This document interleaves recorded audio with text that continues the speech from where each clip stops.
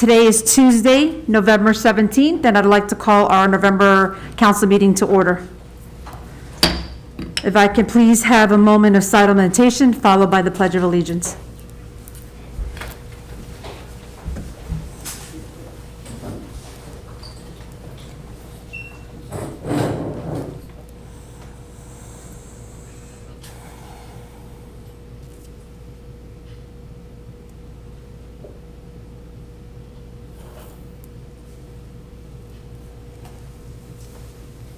I pledge allegiance to the flag of the United States of America and to the republic for which it stands, one nation, under God, indivisible, with liberty and justice for all. Madam Clerk, may I have roll call? Councilman Perrella? Here. Vice Mayor Nickerson? Here. Mayor Covello? Here. Is there a motion to approve the agenda as is, or any additions or deletions? Madam Mayor, I have an addition under presentations. We have a presentation from the city of North Miami. We'll put that, Madam Mayor, at F4.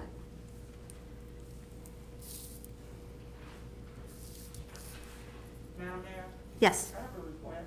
Yes. For housekeeping purposes, can we move R 2020-41? And make it F, in between F1 and F2? Because I need to accept the results, the Okay. candidates before I swear them in. I see what you're saying. I didn't catch that one. So you're going to move I3, correct? Yes, Over to under, after F1? yes, ma'am. Okay. So the two additions we have, or changes, is we're removing I3 and we're changing it over to right under F1. And that is going to be Resolution 2020-41. And then the following was,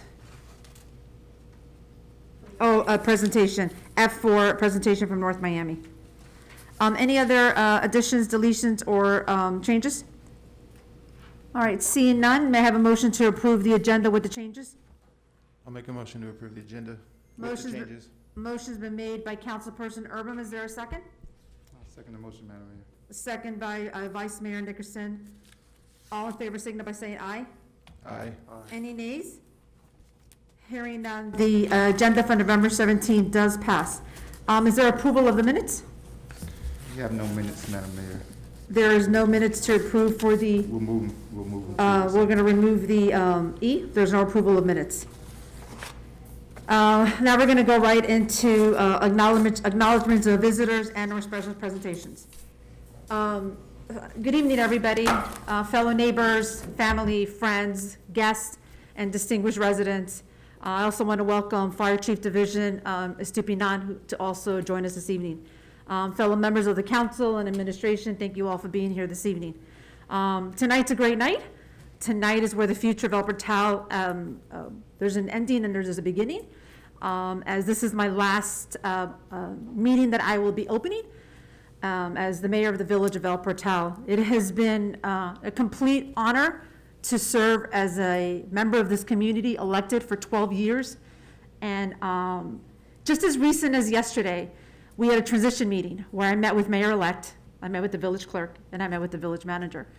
And it was just so evident as early as on, and as recent as yesterday, where the understanding of collaboration and the understanding that history really matters, and the understanding that progress can and will continue with the elected body that stays behind. Having said that, I do believe that as a community, elected or otherwise, we have achieved extraordinary things. And every single member in this community should be incredibly proud. Because as you take a look back at all that's been achieved, despite the tumultuous road, despite the great moments, there has been tremendous success. And I leave that with each and every single one of you as a reminder that despite what can be said, despite how one can feel, that progress will always continue because we are elected by the people of El Portal, and our primary responsibility and goal as an elected body is for the village of El Portal and for nothing else. And if we always remember that, I do believe that this elected body, and with the new members that will be joining them early next year, that greatness will continue. But the one thing that I realize more than ever, and is more evident, is that nothing happens by yourself. Nothing happens with the 5 elected of us. Nothing happens just with the administration. There's a whole force of people behind you. Some are silent, some are loud, that really either encourage you, inspire you in your dark moments, in your happy moments. They are there, whether they're your neighbor, whether they're somebody in the elected body, whether it's your husband or wife, whether it's your family, whether it's your friends that you don't see anymore. But someone is there, and all of us have that. And I say to each and every single one of you up here that remember that. You're never alone, even though you may feel alone at times, that your audience of people that will support you will always be there. And you will lean on them in times that you will need them, because you will need them. Having the privilege of served for 12 years, I have seen some amazing things. But I've also experienced moments where haven't been so amazing, but you take those life lessons, and those lessons just prepare you for what's going to be just the next chapter. And I sincerely hope that with all that the progress that we have had, I sincerely hope that with the continued collaboration of not just amongst the 5 of you here in the dais, but with the administration, with the residents, with your neighboring communities, with your neighboring cities, with the community partners that we have so many, that you continue that progress that has been laid down already for you all, for the most part, for the last 12 years, but done not just by ourselves, but with the community that's even here today. Just as recent as yesterday, when we were discussing some other progresses, you all are going to be experiencing a brand new website that's coming forward. We talked yesterday about how the added components to the website is going to have more of a historical component, because I will touch on what I first said. History truly matters. How we got here is based on the history that we have either experienced, learned to either not repeat, or hey, you know what? It worked, so we're going to do this again. And just yesterday, we also talked about the Irma reimbursement.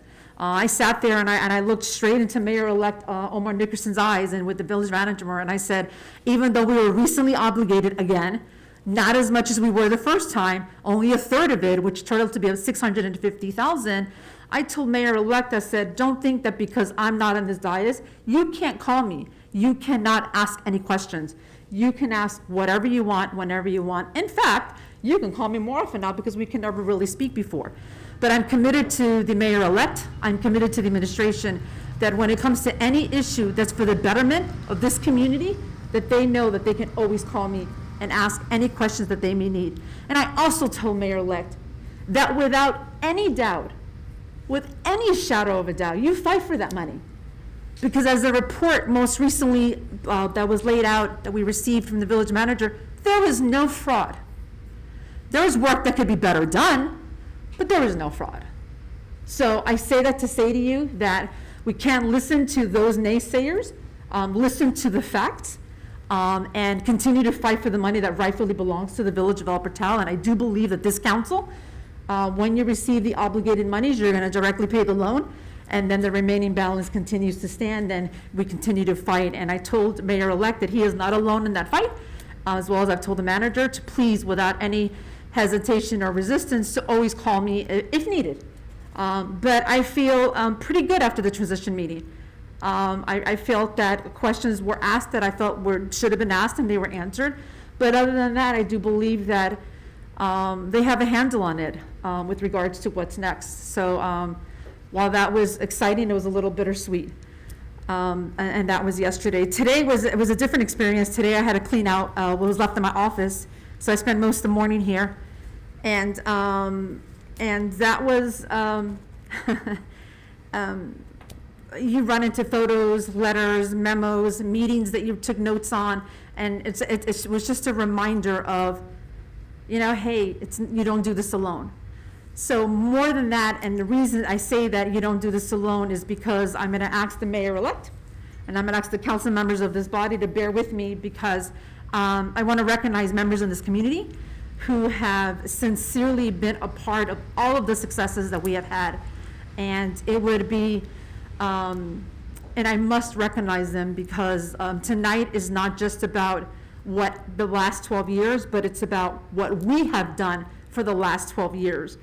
And again, as little or as big of what you've done, if I call your name tonight, it's because you were a vital part of that success. Whether you were silent, whether you were my staff that never saw me at my office, but you were all a vital part that allowed me to have the success that I did in the village of El Portal. So I'm gonna go to the podium, and if I call your name, I'm gonna ask you to just please come up, practice a little bit of the social distancing if you can. I asked the council to bear with me. A lot of members of the community responded that they would not be coming because of, COVID-19, but I still, for the record, would like to call their name. So if you give me a minute.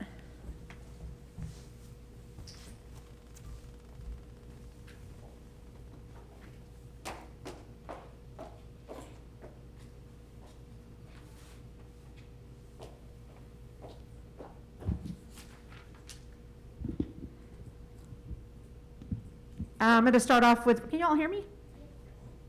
I'm going to start off with, mask is a little, with residents. If they're not here, if their partner or spouse is here, you can also come up. Rodolfo Alonso, and they're in alphabetical order. Rodolfo Alonso.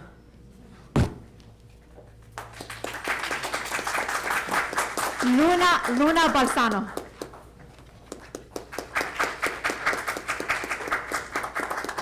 Judge Tanya Brinkley, she won't be here.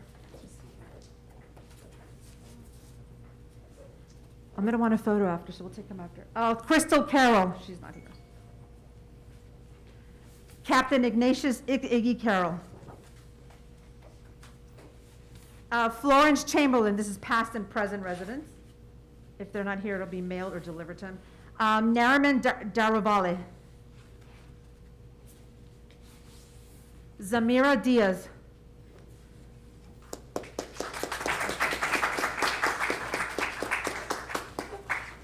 Joe Fami. Monique Freitas, in Chicago, not going to be here. Ty Fruitstone. Barbara Fuschel. Hugh Gladwin. Ismael Graou. Joni Hector. Ken Hector. Courtney Kirk. Lee Kirk. Ariana LeBron. Jace LeBron. Lawrence Masuka. Harold Mathis. Kristen McLean.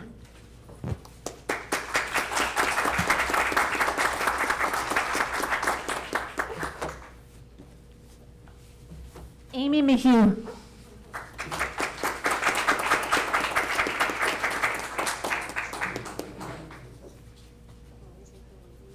Yeah.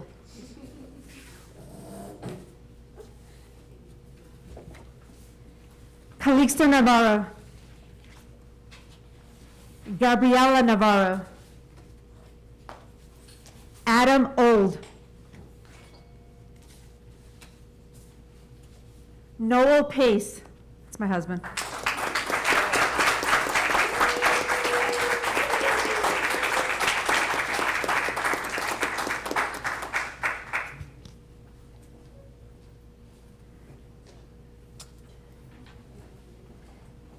Lynn Purcell. Is she here? No. Jairo Rivero.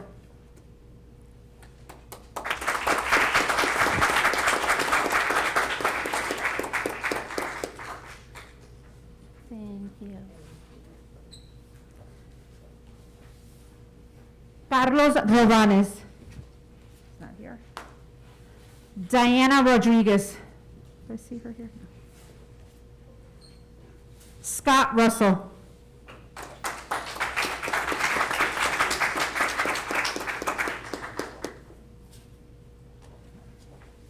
Terry Sanchez. Francis Silliman. Tim Silliman. Tom Stevens. Shantae Sweet. I also have Jasper Sweet and Leah Sweet Chance, your daughter.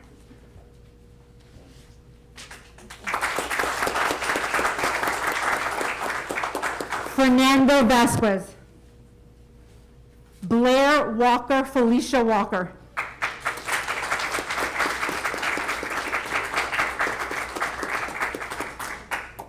I saw Felicia back there somewhere, but you'll take for both? Okay, she's.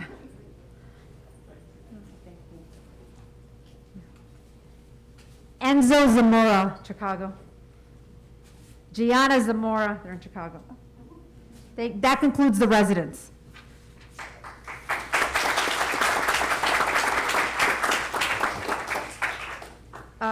The administration. Norman Powell Esquire, I don't think I see him here. Chief David Magnuson.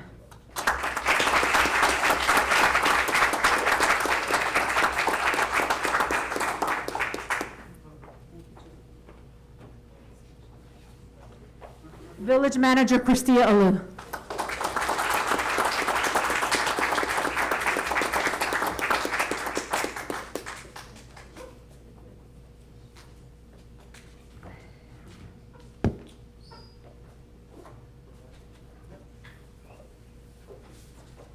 Community partners.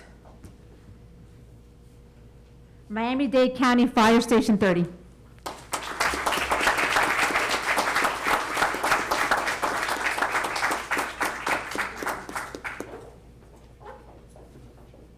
Absolutely, thank you. Please tell them I said thank you. They were always great. Placerbia. Nicole Soden.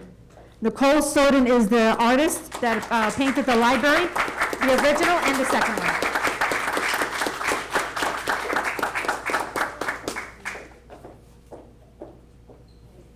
Okay, thank you, thank you. Sarah Gerber. Richard Cooper. He's from the Miami-Dade County League of Cities, but I don't think I see them here now.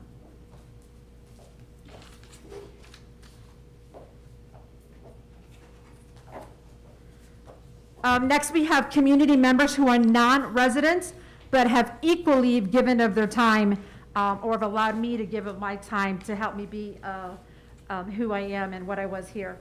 Danielle Bad.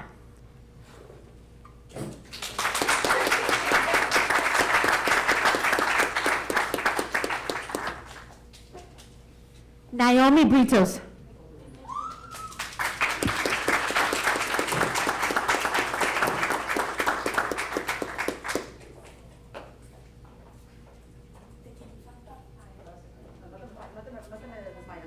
She said I'm gonna faint, and I go, don't faint now. Scott Cherry.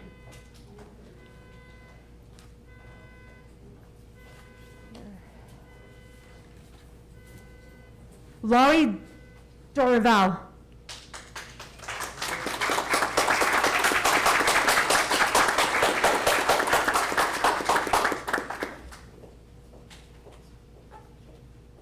These young kids you see coming up, they do work for me now, but before they worked at Ms. Claudia's, they volunteered for 3 years back to back at all the events at the Village of El Portal, so they deserve to be recognized.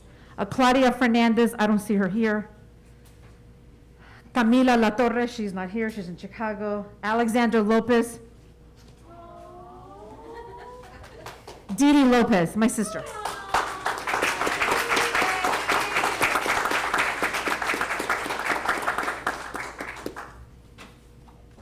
And there's one more. It's Sophia Lopez. She's in college now. Mayor-elect Omar Nickerson saw Sophia when she used to volunteer here and she was 6. Crazy. Okay. Carmen Martinez, not here. Fossey Norton. Michaela Nortellis.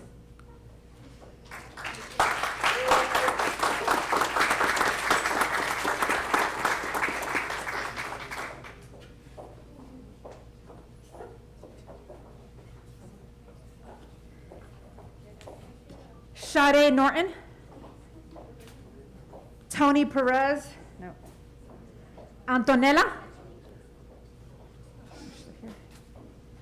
Danny Reyes. Cynthia Rodriguez.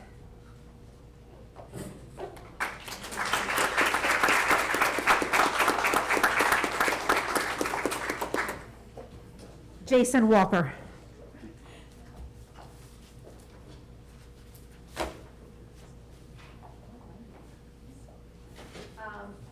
As most of us know, we have a lot of swearing-ins today. Madam Mayor from Miami-Dade County got sworn in at 5, so everyone is there. But I will tell the council that in the time that I was here, I really thank a lot of the members of the community.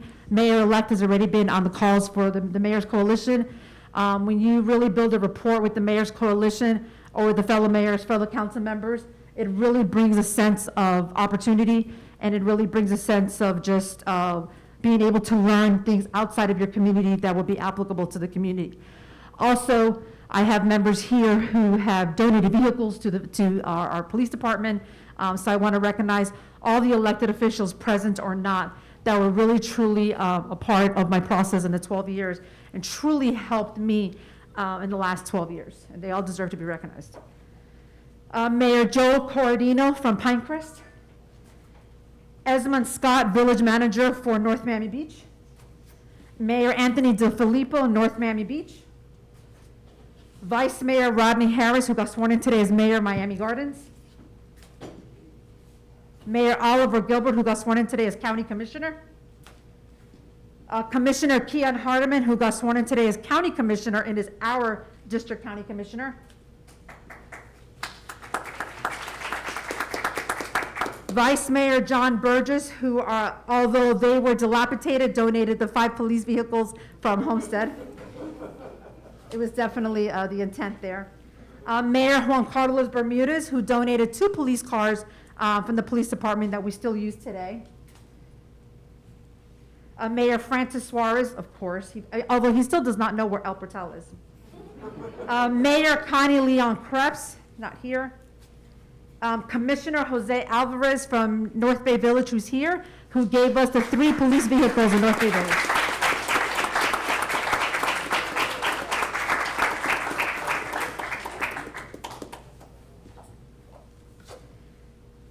Vice Mayor Felicia Robinson is currently in Tallahassee being sworn in as a state rep. Vice Mayor Alix de Silva is not here, but I believe he has a representative here. Yes.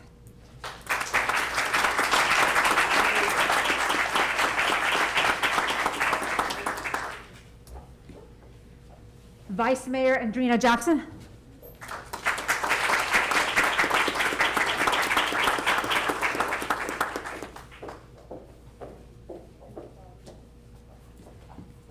Councilperson Vamari Roman is in Texas, I believe. And last but not least, Vice Mayor Omar Nickerson.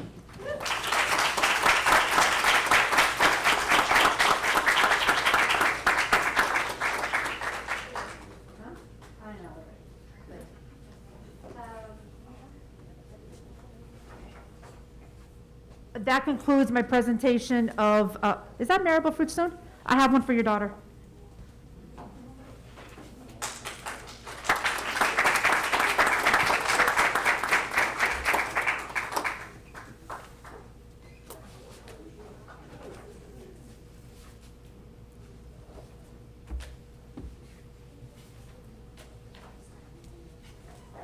And they're in alphabetical order, but you know.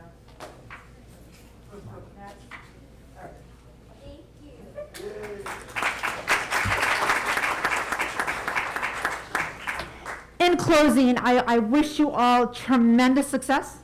I wish you all great things. I wish you all the opportunity to really get to know the community inside and out, within us and those that are in the exterior. and know that together, when we work together as a community, elected or not elected, we do great things. Thank you all so much for being here. Hello, Antonella, I have one for you, but I'll give it to you later. I thank you all. I thank you all for being here, and to my family, to my friends, to my neighbors, to the residents, to those that came out. I am only a phone call away, but I leave you all in great hands with the administration and the new council that's about to be sworn in. Good luck and good night.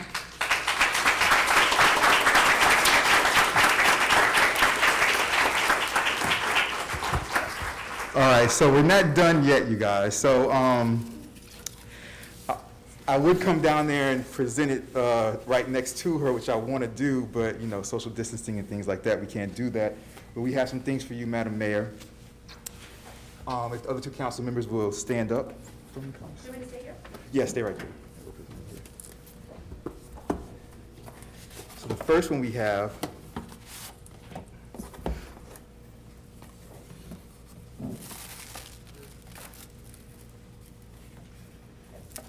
is this one. We'll let you take it out.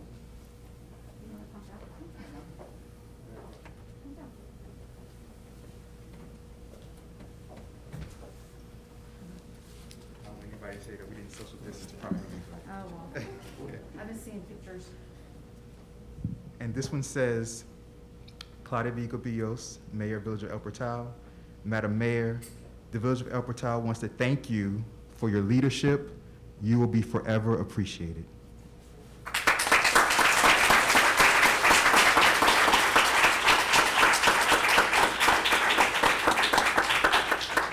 Don't go anywhere.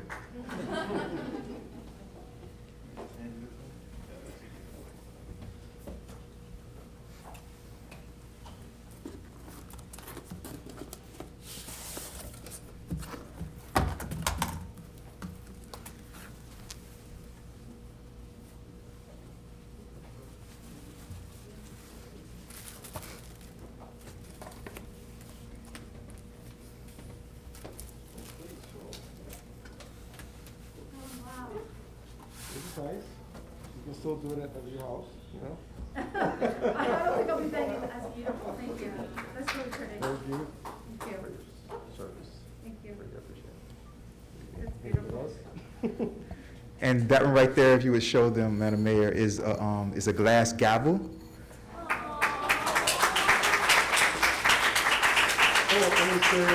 And it says, as the first Hispanic mayor in the history of El Portal, you are the trailblazer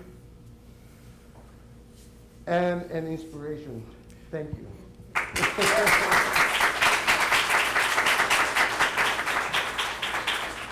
Definitely a trailblazer and definitely an inspiration. When Mayor Cabillos and I spoke yesterday at the transition meeting, we talked about history a lot, and you being the first Hispanic mayor in the history of El Portal can never be taken away. It's set in stone, and I just love you for everything you've done for the village. It's interesting because today I was looking through the history I have here of all the stuff that Libby Bowen gave me and all that.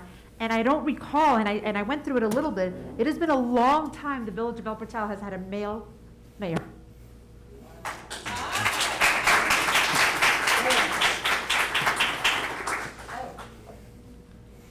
All right, Mayor Cabillos, I hope that Noel is good with woodworking. You're going to need new shelves for these. So, all right. So, thank you for your years of dedication and commitment. You are appreciated. Thank you so much. Thank you.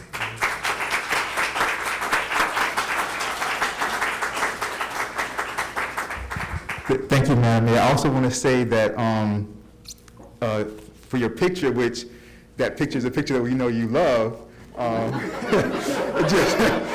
Just want to say it's a great picture. Just want to say for the record, though, I can't take total credit for that, or we can't take total credit for that. Eunice Jacoby was the one that said, she said, Omar, she said, that picture that she loves, she would love it on there. It would look beautiful. I said, what picture? She said, I'm going to contact the website woman right now and have her send it to you. So Eunice Jacoby had a big part to do with that.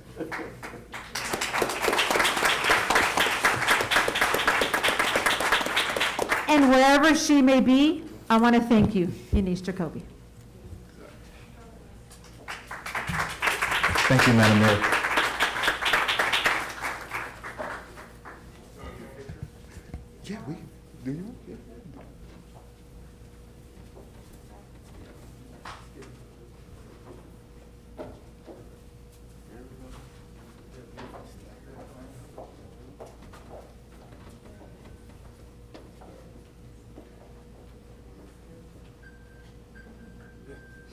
Scared you're gonna drop it, right? Okay. And ready? 1, 2, 3.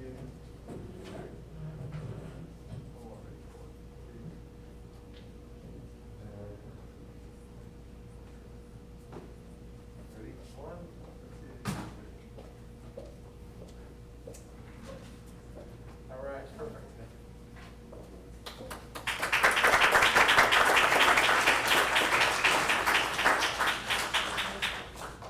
Let me just say very quickly, you guys, that, I've been up here in the dais for a long time, many, many, many years, and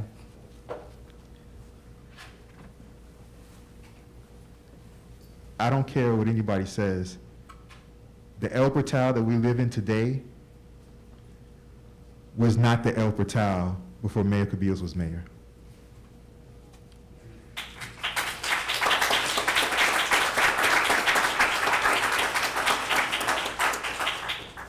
It's a hard balance to balance out the traditional reasons why we love El Portal, the way it looks, the things we want to maintain, but still bring us into the modern world, infrastructure, and things of the such.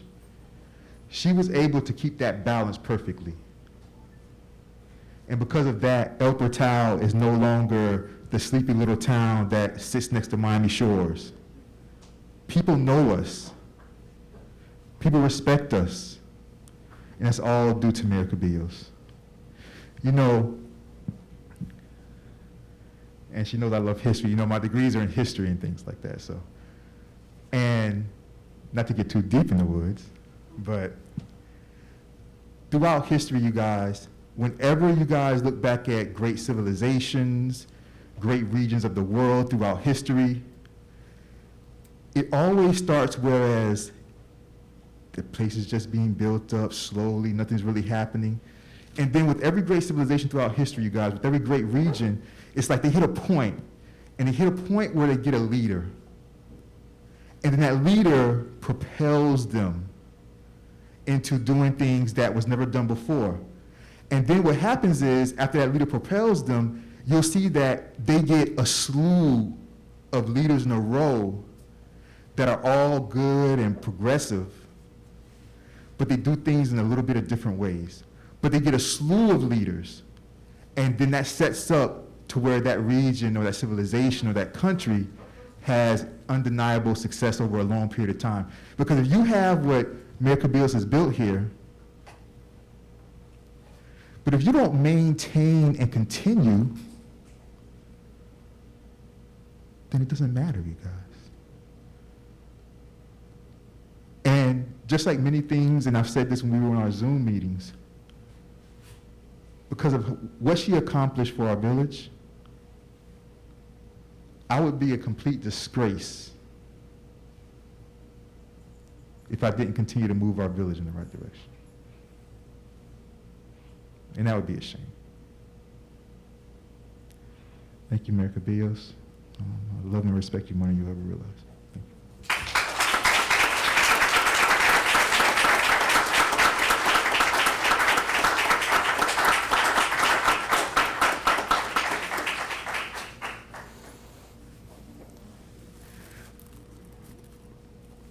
Right now, you guys, if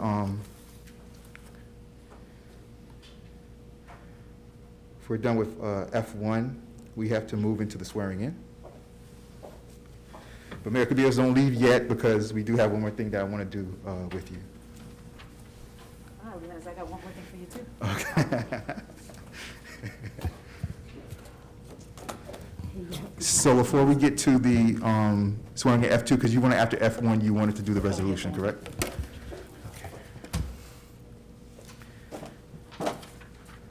You guys, right now, we're going to move to Resolution I-3. This is the resolution for candidates elected to office. Just to read the resolution into record.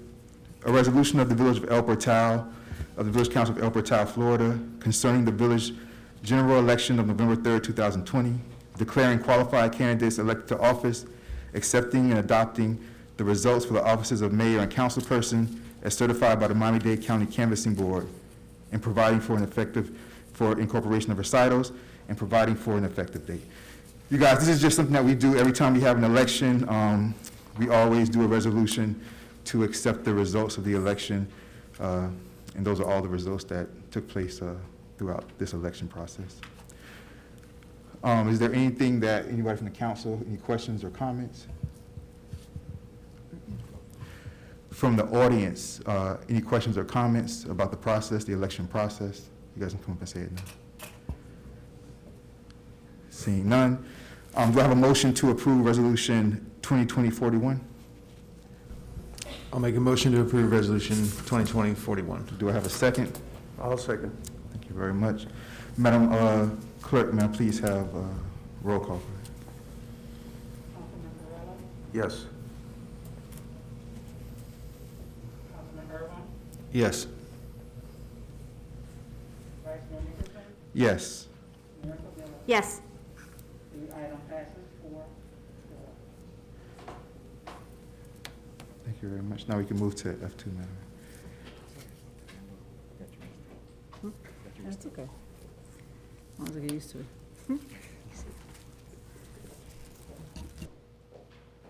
Councilman Perrella, will you join me? Down on the.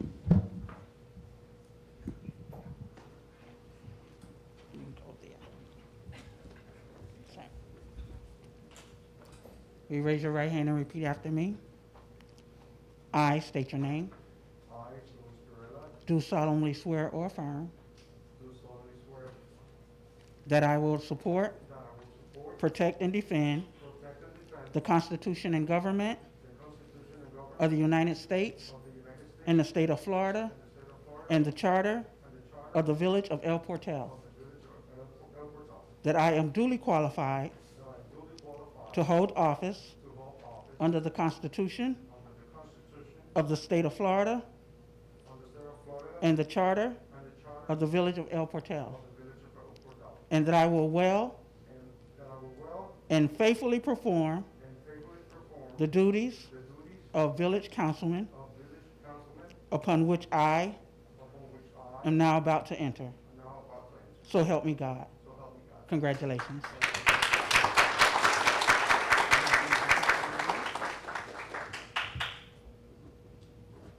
Thank you. Councilman Urban, will you join me on the floor, please?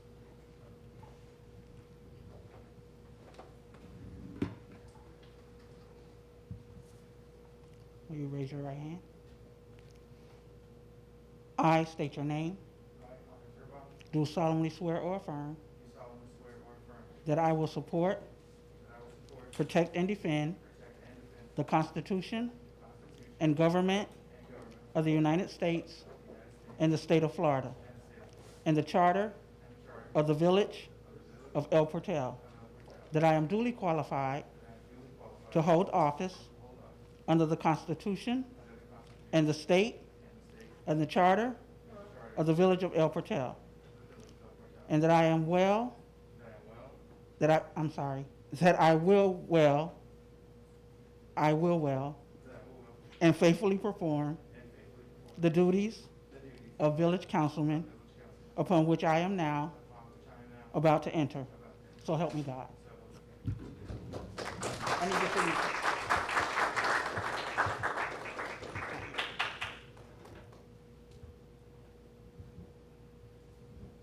Thank you. Mayor-elect Nickerson, will you please join me on the floor?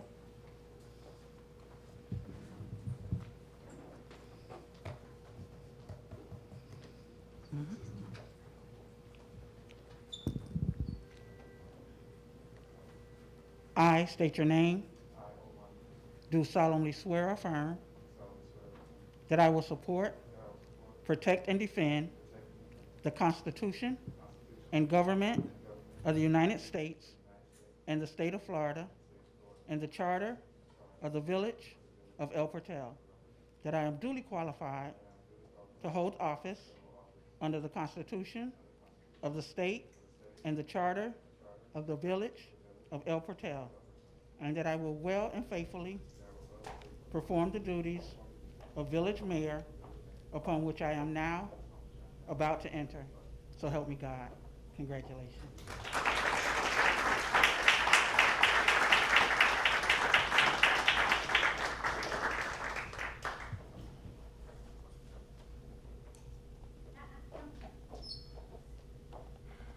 So yesterday in our meeting, one of the things I mentioned was that everything I wish that would have transpired when I became the mayor in 14, I thought of those things and I thought of what would I do differently for the new mayor. And the one thing that I think was really important is passing the gavel. You should not have to use that gavel. You should have your own gavel. And it was engraved, but the clerk will explain to you what transpired with the engraving. But may this gavel guide you to some of the greatest decisions that you are ever going to make.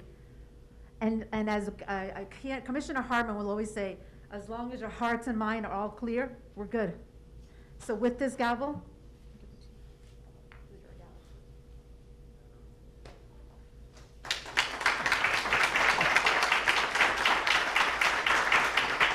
You know, us not being able to hug is killing me. It's killing me. I appreciate all of you guys coming here for Madam Mayor in her last meeting that she was opening. You know, with these COVID cases getting worse and just things going on, you know, you guys are you know, showing your bravery by being here and showing that you know, you guys love Mayor Cabillos, and I really appreciate that. Mayor. You're gonna be good. So just in case you want a little bit of history, when I was going through this stuff, you were sworn in February 22nd of 2011. I found that today, just in case you want to know. All right, good luck.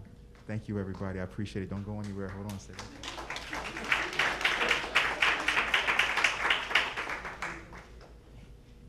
We'll get to the meeting, everybody. We'll get to the meeting. There is a really long meeting. I feel sorry for you guys.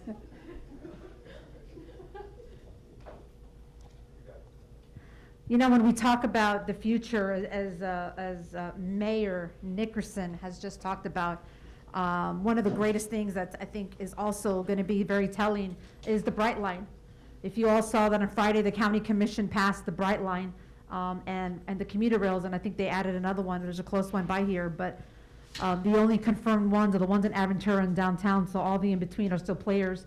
Just the other day, I had a meeting with the TPO and the manager that we're going to brief the new mayor on. Talk about great things. Talk about great things.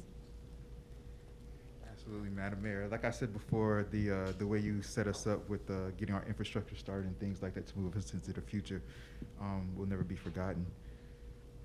Another thing that will never be forgotten, you guys, I ordered some of these purple wristbands because Mayor Cabillos every November would do the pancreatic cancer awareness. She would do that proclamation, you guys, and you know, because this time she was starting the meeting and she wanted to say bye to all of you, so we didn't get a chance to do the proclamation. But what I wanted to do, I put on the agenda, I put pancreatic cancer acknowledgement instead of proclamation, because, I mean, most of you guys know me, the type of person that I am. I'm never going to take an idea that somebody did and just do it on my own unless I first get permission from that individual, right? So what I'm asking is that, you know, this year we're going to acknowledge, but what I'm asking is that I would love for that proclamation to be continuously done. Next year, Mayor Cabillos will come back here in November for our November meeting, and we can do that proclamation, because I think that that's something that she started, and therefore I wanted to give her permission to continue it, but I think it's something that's important for the entire village to continue to do that.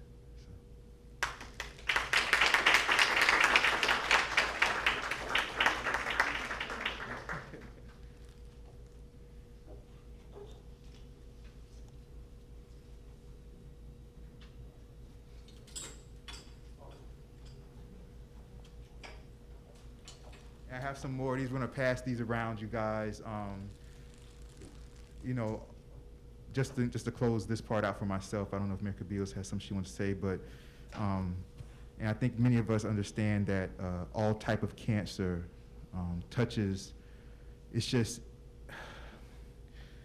all types of cancer is just something that that it touches so many of our families, and it's kind of like, it's that thing that just travels throughout history that we just can't get rid of, right? We just can't eradicate, and it's always there, and it's very important that we acknowledge those individuals that have passed, and in years past, Madam Mayor, when you've done this proclamation, you've acknowledged and called out the members of our community that have passed and that are no longer here because of this. So, Madam Mayor, the floor is yours. So I'm going to keep this real brief so my mascara doesn't run, right?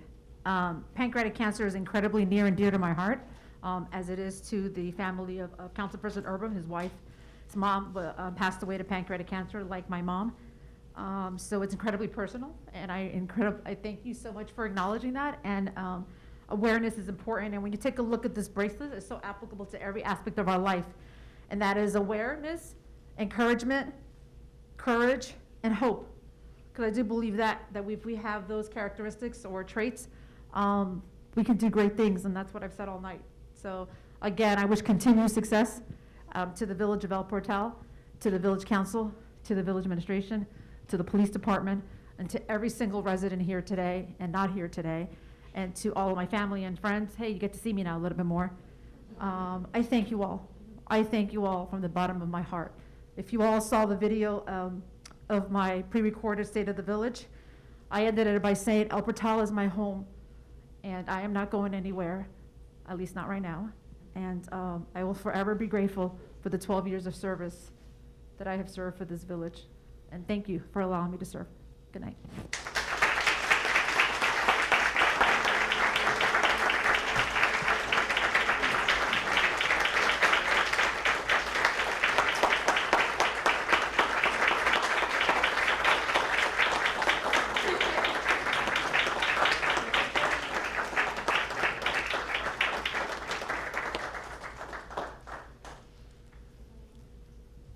I've said this before, so this is not the first time I'm saying this. I've said this in front of Madam Mayor, so she might admit it or not, but I've said it in front of Madam Mayor a couple of times. But in the future, one day, maybe when we're all gone, because usually a lot of times, unfortunately, in life, they don't give you your flowers until you're not here any longer. But she was so transformative, you guys, in the history of El Portal, that in my opinion, I think that one day, at least, there should be a street named after her, I think. Because that's what I think. I've been saying that for years, so I don't. Hopefully you do that, I'm gonna have the village manager just dump these on the piano in the back, so on the way out, if you guys want to pick some up, you guys can pick it up. You want to pick one of these?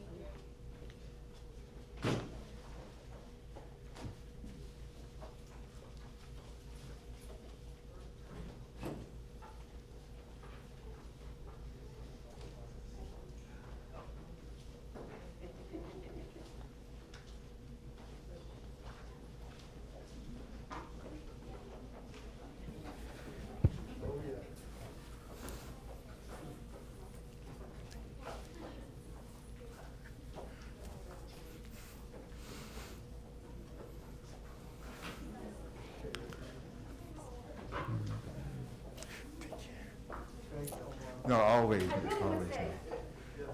Thank you. Yeah, I'm gonna. It's okay. It's okay.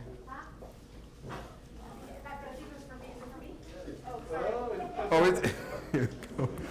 All right, we have one more, ladies and gentlemen. We have one more. Here we go.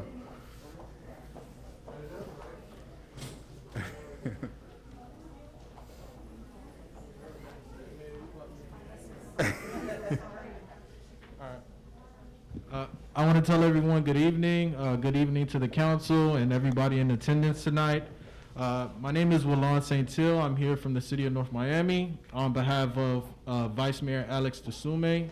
He couldn't be here tonight, but he wanted to make sure he sent his warmest regards to Mayor, I don't want to butcher your last name, Cubillos, okay? So he had a couple words he presented he wanted me to say, and then I'll present the plaque. It's really short. I know everybody's trying to head out. Okay, so good evening. On behalf of the city of North Miami, I would like to congratulate Mayor Cubillos for her 12 years of elected municipal service. At this moment, we want to take time to celebrate your accomplishments and thank you for your hard work and unwavering dedication to the village of El Portal. As the first Hispanic female elected in the village of El Portal in its 80-year history, you have been both an inspiration and admirable fellow public servant. Thank you for showing us what a wonderful person you can be to your community. I wish you the best moving forward. Okay?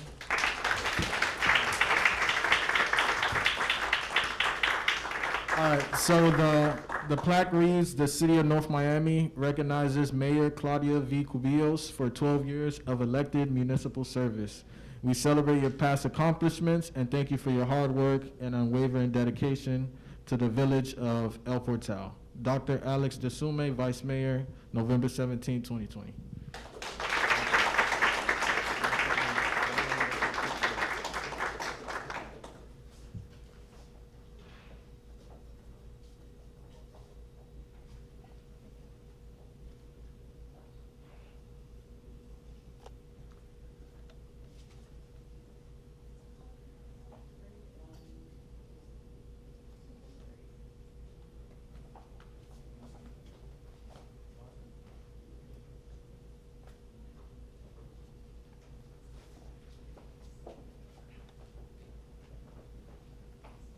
Thank you, Mayor Cubillos. Take care, Noel. Good to see you guys. Have a great night. Be safe. Thank you.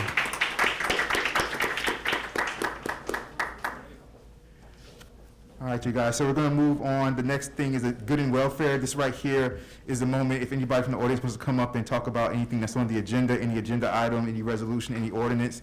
Right now is the time to talk about anything on the agenda, good and welfare for anything on the agenda. Will there be another opportunity for good and welfare right at the end? Yeah. I was just going to make a statement about code enforcement, that's You it. want to do it now or then? No, I'll wait till the end. It's just, All right, seeing none for good and welfare, we're going to move right into the agenda, you guys. So the first agenda item is the selection of the vice mayor.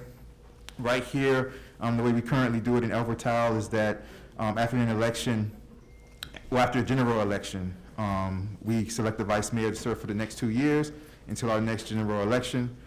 The way we do this is you can nominate yourself, or you can nominate somebody else, and then I'll ask for a motion, a second, and then we'll go through the voting. If there are 2 or more individuals that want to be vice mayor, what we do is we'll have them come down to the podium, and they will say why they feel like they should be the one that is is best served to be vice mayor. So, I do have one question. yes. Is there any reason we would wait until the special election to choose a vice mayor? No. In our Okay. charter, it says that we choose vice mayor after the general election, Okay. and that vice mayor serves for 2 years. Okay, The very special- good. Yeah, any special election has no effect on that. Okay. So I can't be vice mayor. If anybody wants to nominate themselves or nominate somebody else, the floor is open for that. Oh, man. What do we do here, Louis? Yeah, by default, I think it's Anders. By seniority? So you want to, so you want to make a motion to nominate Anders Urban for vice mayor? Yes. Go ahead and make that motion. So I do make a motion to make Mr. Anders Auburn our next vice mayor. Do I hear a second? Um, You can second yourself. I'll second the motion. All right, Madam Clerk, may I please get a roll call for Vice Mayor Anders Urban? Yes. Yes. Yes.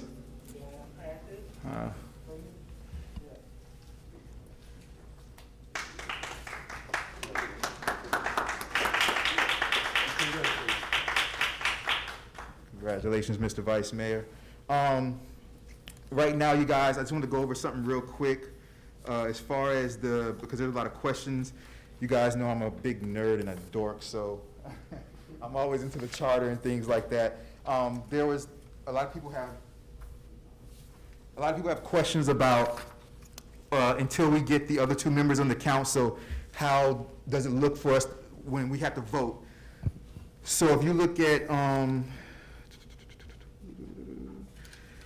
C, if you look at the section this section 4.01 in council meeting procedure in the Village of El Portal Charter, section 4.01. If you look at letter C, quorum and voting, it says, any 3 members of the council shall constitute a quorum, but a smaller number may adjourn from time to time.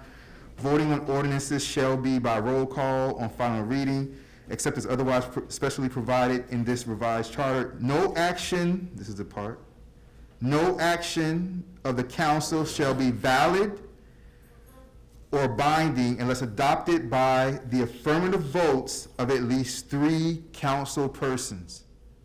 So until we get the special election done, you guys, and our other 2 members on here, if anything is to pass from this council, it has to pass unanimously. It has to have all 3 of us vote yes, okay?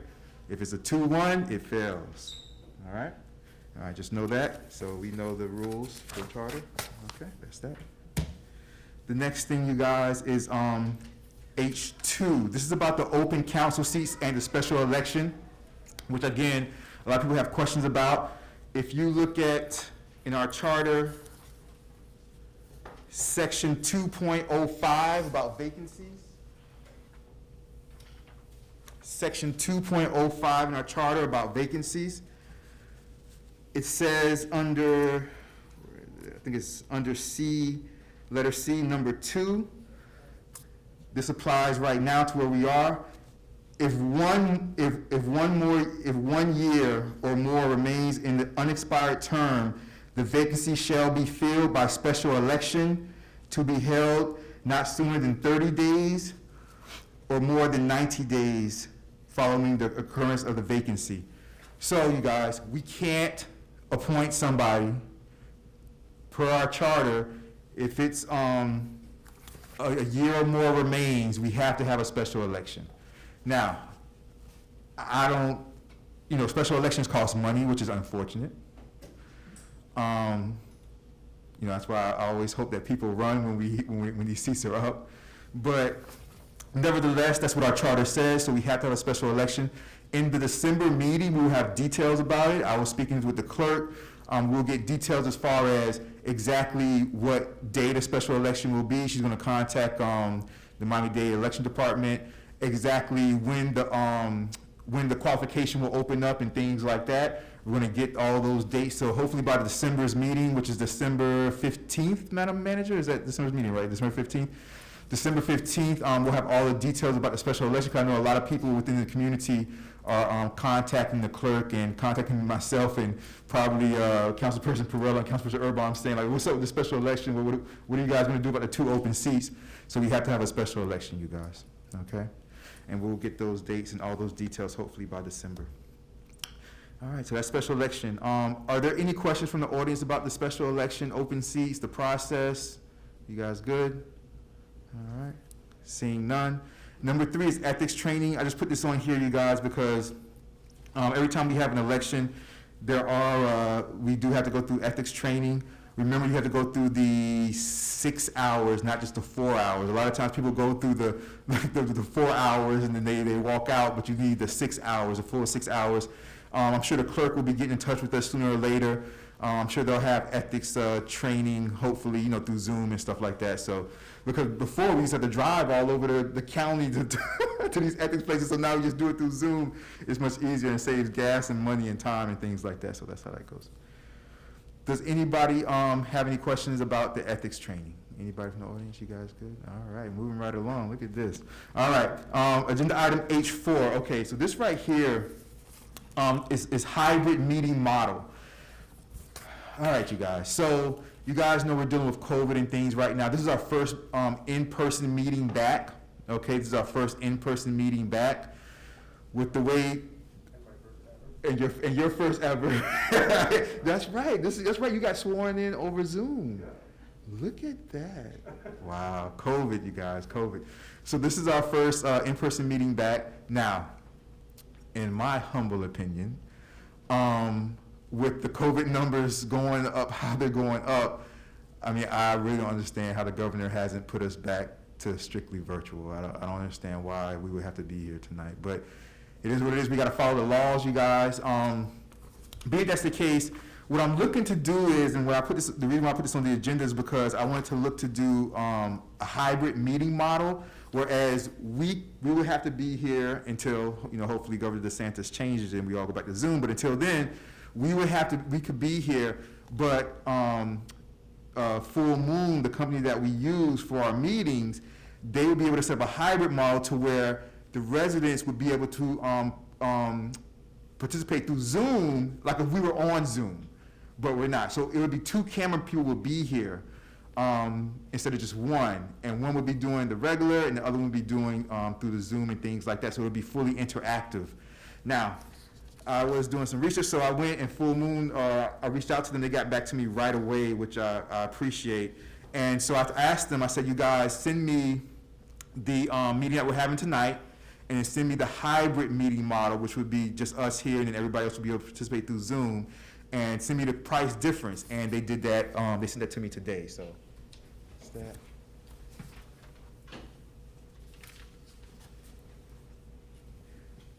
And if you look at it, option A is the in-person, option B is the live stream package, which would be through the Zoom. There's a $255 difference. I'm gonna give one to the Madam Manager also, and if you guys want to.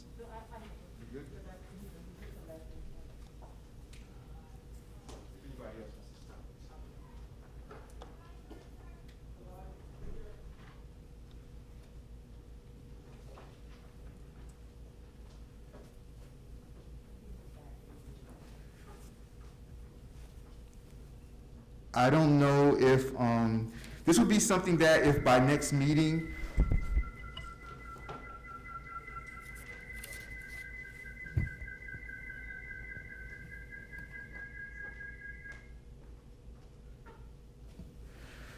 this would be something by, if next meeting, we would still have to meet here, we should highly consider either passing or not passing it tonight, so that it could be set up by next meeting if we do want our residents to be interactive, fully interactive. If we do have the option that we could pass it tonight, if we feel like we want to pass it tonight, and then if Governor DeSantis, because of the COVID numbers, puts us back on Zoom, then it really doesn't matter. It'd be passed, but it wouldn't be like really into effect. We go back to the Zoom costs and the Zoom numbers that we were at before. But I'm opening up to you guys. So I'm thinking that that for general council meetings, the live stream is not a bad way to go. Mm-hmm. For committee meetings, we'll still have them videotaped. Is that correct? So, I think over the next 2 years, it'll be important to become better at reminding residents that they can find all these meetings on the website. I think we have a lot of resources on the website, and people already can go through and look at almost any meeting, at their leisure. And so for committee meetings, I don't think that a live stream would be necessary at all, as long as we're doing our job and reminding the residents that the videos are there, which we should be doing regardless of what we do. And then for general council meetings, certainly, I would think that would be logical. I'm not going to try and predict what Governor DeSantis is going to do. I do agree that, but initially, that's what I'm thinking. I would think that at the very next opportunity, which sounds like as far as an A&F committee meeting is likely January. I know it's a nominal amount, but then extend it out over the 12, because if it's general council, then it's 12 times a year, not going to be 6 for the committee meetings. And I know it's a nominal amount, but we still want to talk to the CFO about, where we stand on that in terms of the wiggle room. We'll have to look at the budget again to decide that. But ultimately, I think it's obviously an ideal situation to make sure you have as many residents participating as meaningfully as possible. Especially when our meetings doesn't, this is based on 2 hours. Right. $630, so our meetings are usually 5 hours and up. They won't be any longer. No. And then we say, Not with me, they won't be. and then we say we don't like Zoom, but it took me a lot longer to get ready tonight than I thought it was going to. I hadn't done that in a while. And so, and I know this is all you get, right? And so, but I think that a lot of residents were, are honestly excited about the prospect of being able to be, at home, attending to things and still being able to, participate. So I think it's important to try and figure out if we can do this. I think we, again, even though it's small numbers, still need to take a real look at what happens to the budget. And then I think it's a great idea for general council meetings and just not necessary for committee meetings. All right, yes, I appreciate that, Councilperson, Vice Mayor Urban. Let me say also that we can choose, so it's not like if we pass this tonight for the hybrid meeting model, and I'll give you a chance to speak in a second, Councilperson Perillo. It's not like if we pass this tonight for the hybrid meeting model that we're saying that every meeting is gonna be the hybrid meeting model. We can pick and choose. Full Moon, they were speaking to me earlier, look at me shaking his head up and down. They were speaking to me earlier and they were like, hey, do you guys want to do the Zoom today? I was on the email with them going back and forth. They sent me this and all of that. And even right before we started, like an hour before we started, I've been here since like 4:30. I mean, since 4:30, Councilor Urban, I'm just trying to do things and set things up. But right before we started, like an hour before we started, he said, hey, he said, you sure you guys don't want to do the Zoom? And I told him, I said, look, I said, I'm not a dictator. I said, I'm not going to make these decisions without the council. I said, that's why I'll put it on the agenda. So I said, if it passes tonight, this is what I told him. If it passes tonight, I said, next meeting, I'll get in touch with you and we can do it for next meeting. So if we ever feel like, like you said, for committee meetings, if we ever feel like we don't want to do it, we don't want to spend that extra money or whatever it is, we don't have to. I can tell them that we don't want it for certain meetings, So, but at least we have, I would think at least we have that option. If we pass tonight, at least we have that option. Because I wouldn't want to do it without, you guys joining in on it. I wouldn't do it by myself, you guys. I wouldn't make a decision by myself, so it's up to the three of us. Okay. Councilperson Perillo, anything you want to add? No, again, it's, I think the idea of having it, just the regular council meetings is better than having every single, every committee meeting and plus the, yeah, definitely. All right. Anybody from the audience, before I ask for a motion in a second and we get a roll call vote, Madam Clerk, anybody from the audience have anything they want to say? You guys come up to the podium. Come on. Just say your name and address for the record. I see my sustainability people right here representing. That's right, in the house. That's right. I am Maribel Fruestone, 157 Northwest 88th Street. I don't have a problem with your live stream, provided that sound works. Because I was trying to watch on Facebook and YouTube before I came here, and there was no sound. So I think as long as we have everything in the platform, and the other question would be, who is monitoring the comments on the platform, on the Facebook platform? Because there is an availability to do that. So that would be another question to bring up. How do those comments get addressed on the platform? So if you don't want to do the Zoom, how do residents contact and ask you questions and give feedback on the YouTube and on the Facebook? Go ahead. We'll be here, right? So it's for, Yeah, okay, so for the Zoom, yeah, I see what she's asking. For the Zoom is interactive, so it's live interactive. Right. What other municipalities do, I know, is that, but see, this kind of, it's not the most ideal thing, but what other municipalities do, and I think Clerk Lattimore will be able to, know about this a little bit more, but they'll say, okay, by 6:00 p.m., everybody has to have their questions into the clerk about like the agenda. But the problem is that a lot of questions pop up in your mind while you're listening to us speak. Exactly. And that's the problem of having it in earlier. I was speaking to the mayor of Opelika recently, because of the Miami-Dade League of Cities or whatever, we were doing a mayor's coalition thing. And he was saying that that's what they do.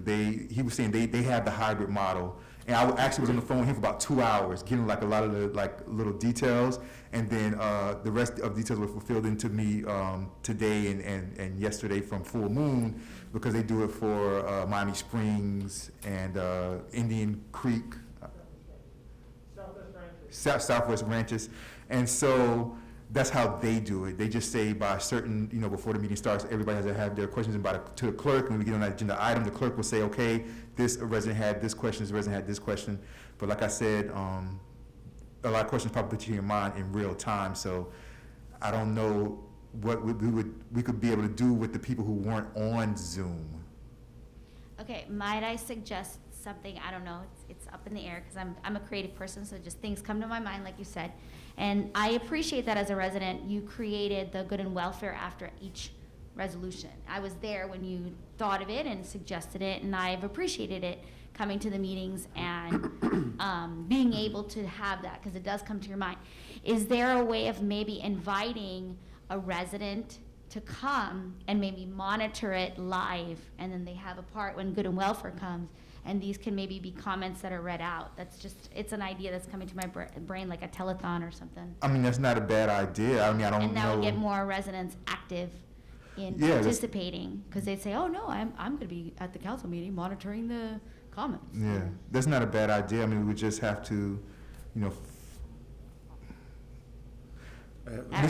Attorney. Thank you for your time. When it comes to a resident, not a government official, monitoring comments that are for a government, a resident monitoring private comments, well, not private, but public comments, but they're geared toward a government, can a resident have that type of oversight over other people's comments? Well, yes, but the thing would have to be even-handed. I mean, you could not have a resident doing that who said, well, I'm only gonna read the comments that I agree with. But if you wanted to have somebody just read all of them, assuming, none of them went on, page after page after page, if that's a way you can set it up, that would work. I think the technical issues would probably be more of a problem than the legal issues. But legally, yeah, as long as it was done in an even-handed way, the fact that whether you had the clerk read them or you had a resident read them shouldn't be a legal problem. Okay. So I have, if I could, to the technical aspect, some of you guys know me. I compare everything to a bar or a restaurant. That's all I know, I guess. I know other things, but still. When I was a restaurant manager within a luxury property, it had a hotel, 5 departments, and we were food and beverage. I was training staff, and I would have to tell them, I'd say, look, we are in the business of luxury, but we are not in the business of fantasy. And so at some point, there is a time where you have to tell the clientele no. And so certainly in fine dining, that is taking your career into your own hands sometimes when you're telling somebody no, depending on who it is. But, as I think about this, the only way I see it working technically is that you have from the beginning, you have essentially a new appointed position for those meetings. It's not something I think you could realistically put in the lap of a clerk. And while you might have, say, a board of residents, because you might need to have various acknowledged residents who've gone through a vetting process, right? And then you essentially create that board so you have a pool of people to choose from depending on schedules, availability, and the like. At a certain point, the concept that you're going to have real-time, immediate access from wherever you choose to be, at some point that becomes an unrealistic expectation. There's going to have to be some manner of protocol where certain comments would not qualify as being able to be read into the public record because of any number of offenses, right? Minor and large. And so somebody's going to have to make decisions about what's going to get read. So you can't also make the blanket statement, well, we'll just read everything, because just wait until you have a comment come across that cannot be read. And so you're immediately into an impasse there. So Zoom is manageable when we're fully virtual, because we're all there looking at the same thing. But I remember from the meetings we had discussing what the protocols were going to be when we first went virtual, was, what are we gonna do about the chat box? And I believe the answer was, we turn it off, right? And so, in this aspect, we may not have that option if it's a live feed through a platform that, you know, turning the chat off just isn't possible. So at that point, my thinking is, well, you just don't acknowledge those comments, to be perfectly honest, at least not in the public record at the meeting. So there has to be, I agree, some manner of system. So let's say we do the thing where, you know, by 6 p.m. all questions must be submitted to the clerk. Well, again, we're gonna have to make sure that we have everything in place to do it the same way every time, week in, week out, month in, month out, so that there is a realistic expectation that the residents know, okay, I can do this and my question will be heard. Because if we get into a situation where we haven't figured it out from the beginning and then we're having to change things, then drama's gonna sink in instead of becoming productive, which I think is the goal. And so, I also think, you know, I love the idea that we're gonna have so much commentary and participation that we're gonna have to figure out how to channel it all. I love that idea. But, you know, in the meantime, I think that if, you know, almost to your point, Mayor Nickerson, what you're saying earlier tonight, you know, we don't necessarily need to reinvent wheels here.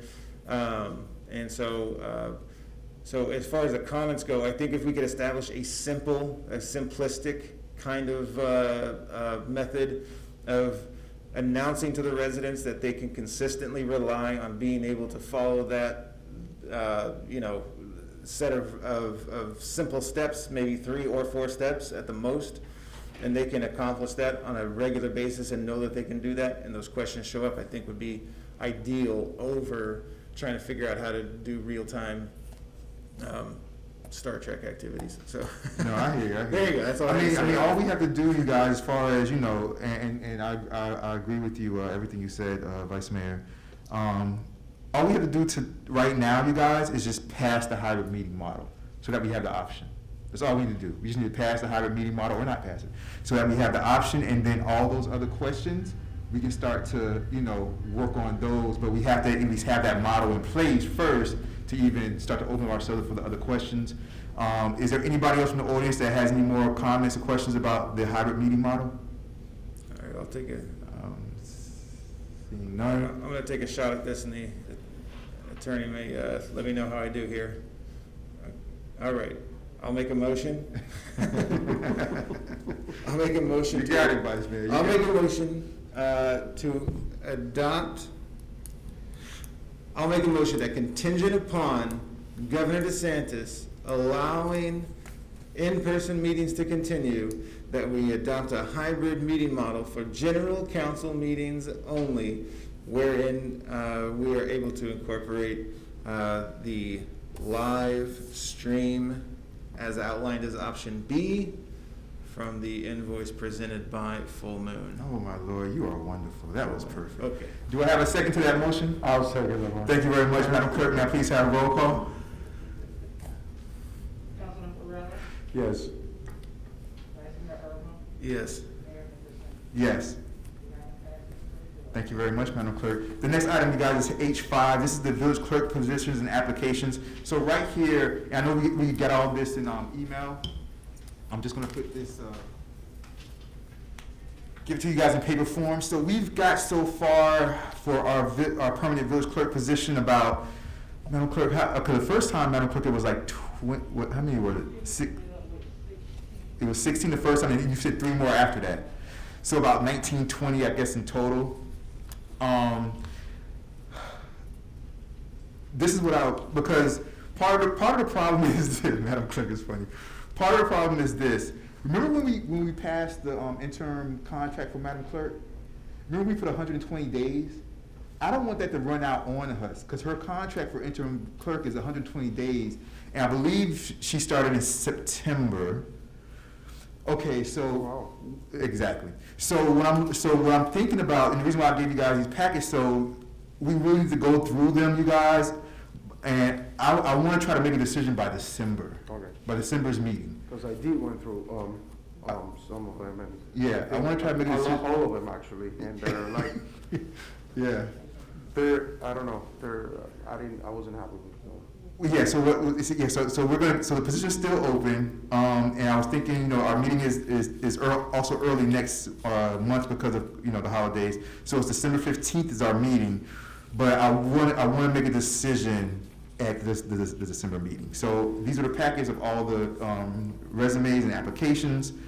Go through them, try to see who you guys like the best, bring your ideas back in December.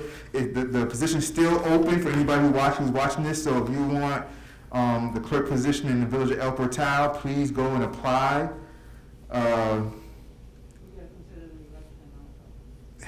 Yeah, that was another thing we spoke about. So I was speaking to Madam Clerk yesterday when we had our transition meeting with Mayor Cabillos, the clerk, and Mayor Manager Alou. And so another thing that I was thinking about, we were just talking, I said, oh, you know what? I said, we may have to, and I'm not saying that we like make this decision tonight or anything like that, but I was thinking that, just another side option, we may have to extend the interim's mayor 120 days, because this is what I said, and this is just my opinion, I don't know what you guys would think about it, but as far as hiring a new clerk in the middle of her trying to set up a special election, and this new clerk might not even know how to do the special, so we might have to extend her 120 days till after the special election, because she knows the process at least, get through the special election, and then have her train the incoming clerk for maybe like 3 weeks or something like that after that. Go ahead, Vice Mayor. From my understanding of the charter regarding the vacancies, February 3rd, I believe, is our deadline.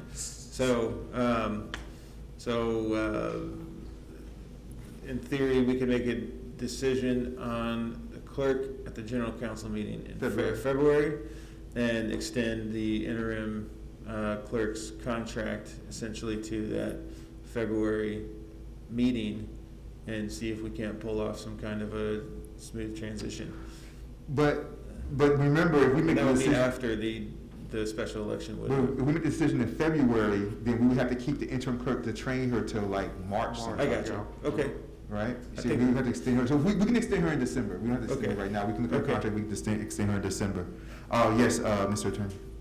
Let me just say, in deference to the point that Councilman Irma made, just for the point of flexibility, if you extended it now at least till your January, through and until your January meeting, you can see where you are with the specials, you can see what happens with qualifying. You can still fill the position in December if you want to, but it would remove the pressure from you, and if by extending it through, and assuming that the interim clerk is amenable to that, and then if that turns out that you need to go into February, you can make that decision. But at least if tonight you extended it until your January meeting, it would get you past your notice of election, your qualification, and all that. Well, let me a couple of things, Mr. Attorney, and you might be able to help us on. The first one is that the agenda item says village clerk positions and applications. It doesn't say anything about voting on her extension. I don't know if I would have had to, because I didn't add that to the agenda. So can we just come up and vote on that? It's not on the agenda. I would answer you this way. It's not the greatest option available to you. You need to be careful. But you did say discussion of village clerk, discussion of items, and the action you're taking, if it would be final decision on hiring a permanent village clerk, that would be a different issue because it's a matter of greater import. But to say we're gonna briefly extend the already existing interim contract so the village guarantees that it can continue to function, and considering that you've still got the December meeting to take action if there's an issue, I think it's not a great stretch to say that you've given sufficient notice to the residents that you're gonna be talking about the village clerk position and options, and the action you're taking is a very limited action. So I think it would be appropriate for you, if you chose to, I think everybody's probably already knowing where I'm going with this. So, because it's not on the agenda, the residents didn't know. And December 15th is, you know, essentially around the corner. And I'd rather put it on the December 15th agenda. This is me. You know, I'd rather put it on the December 15th agenda. The residents can see it's on there. I'll call it Village Clerk Contract Extension, Interim Village Clerk Contract Extension. They'll know it's there. I'd rather just do it that way, Mr. Attorney. Thank you very much. My second question, though, is this. Councilperson Urban, which he said right, you know, correctly, but I'm wondering about this, though, because it does say in our charter that the special meeting, the special election has to be held, you know, within 90 days. So basically, no later than February 3rd, if we're talking about the election was November 3rd. But does it count from the election or the day we get sworn in, or tonight? Swearing in is formal. Yeah. It's only ceremonial. Okay. According, as I read the charter, you take office when your successor is elected. Find the exact section. The section for vacancy, I don't know if you're looking for it, is 2.05 for vacancies, forfeiture of office. Really not, no, it's not the vacancy. It's the Election. election. Oh, elections is, hold on one second, I got elections There's here. one in 2.03. Yeah, 2 point, here, I got it right here, And we do have a second section that deals with election procedures, so. It's right here. Is it right under, are you looking under the village council and then mayor and village council? You're talking about 2.02 and then 2.03, election and term of office? Commencement of terms. It's Article 5, Section 5.01I. That's way down. The term of office of any council person will commence upon certification of the results of the election at which she or he is elected. I'd like to give you more time if I could, Mayor, but it seems to me that whether there was an election and it's certified basically on the 3rd, Okay. or whether they're just really, in this case, you're all deemed elected, I'm afraid that I think it has to be based on the time when, there's not for instance, the county commissioners don't take office till 2 weeks after the election. Legislators take office the day of the election. Okay. It appears to be that you take office, as I've told you before, I believe all of you were actually in office as of November 3rd. Okay. Even though you weren't formally sworn in. Now, there could be some procedure if that turned out to be absolutely impossible with the division of the supervisor of elections office, and they said, no, we could not accommodate you until 2 weeks or 3 weeks after that deadline. There might be some procedure you could follow to extend that. Mhm. But absent doing that, the way it's written, I think it is, I think I agree with Vice Mayor Urban, it is from November 3rd, which means more or less February 3rd. Okay. It may be February 1st or something, because a couple of those months are 31 days. I got you. All right, so thank you very much, Mr. Attorney. So where we stand, I'll open it back up if you guys have anything you want to say, anybody from the audience has anything you want to say. So where we stand, you guys, right now is, right now for tonight, we're talking about just make sure you guys take those applications if you haven't already done so. We already got those emails of those applications. Make sure you guys go through them, start going through them. What we'll do in December, we will put on the agenda to extend the interim village clerk contract. We'll put that on the agenda. Right. And in the meantime, village clerk will contact Miami-Dade Election Department, and we'll start that process there.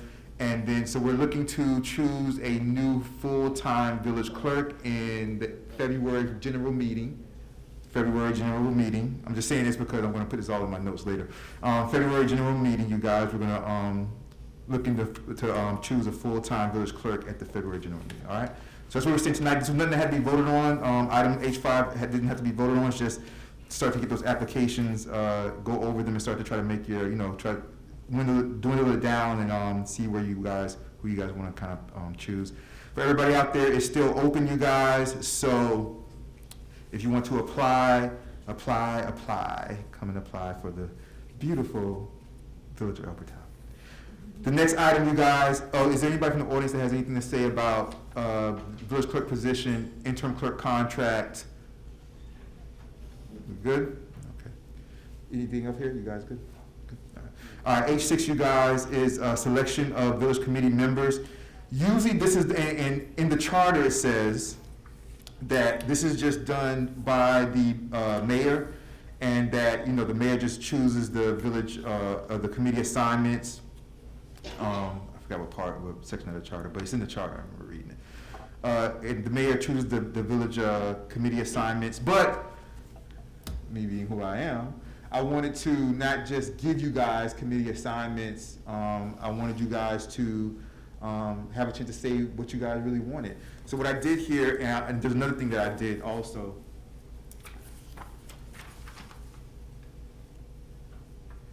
Because in the past, you guys, the way it's been is that we've had 5 people on planning and zoning.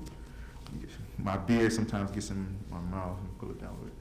We've had 5 people on planning and zoning, and we've only had 3 people on administration and finance.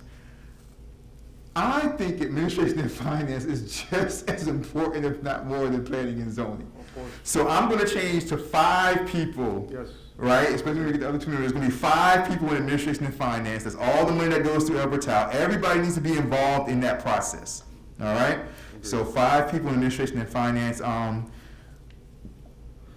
Do I have a motion to change administration and finance to 5 people? We'll just do that just for the record.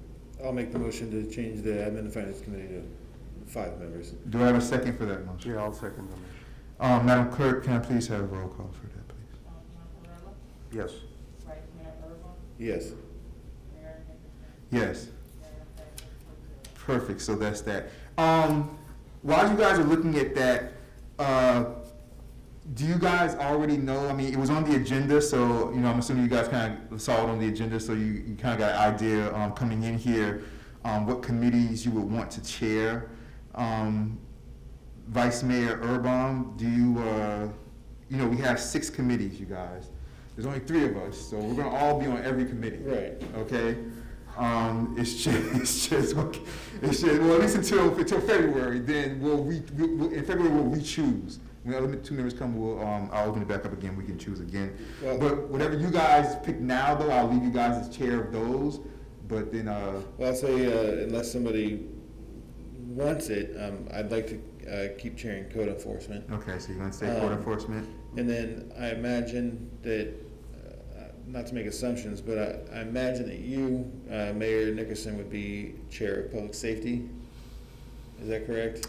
Well, I will, look, you guys, I'm gonna get whatever you guys don't want, because I'm gonna be so involved in every committee, because we're all gonna be on every committee. Right. So, but I wanna please you guys, and whatever you wanna be chair of, just let me know, just give me, I don't see it as give me 2 each, give me 2 each.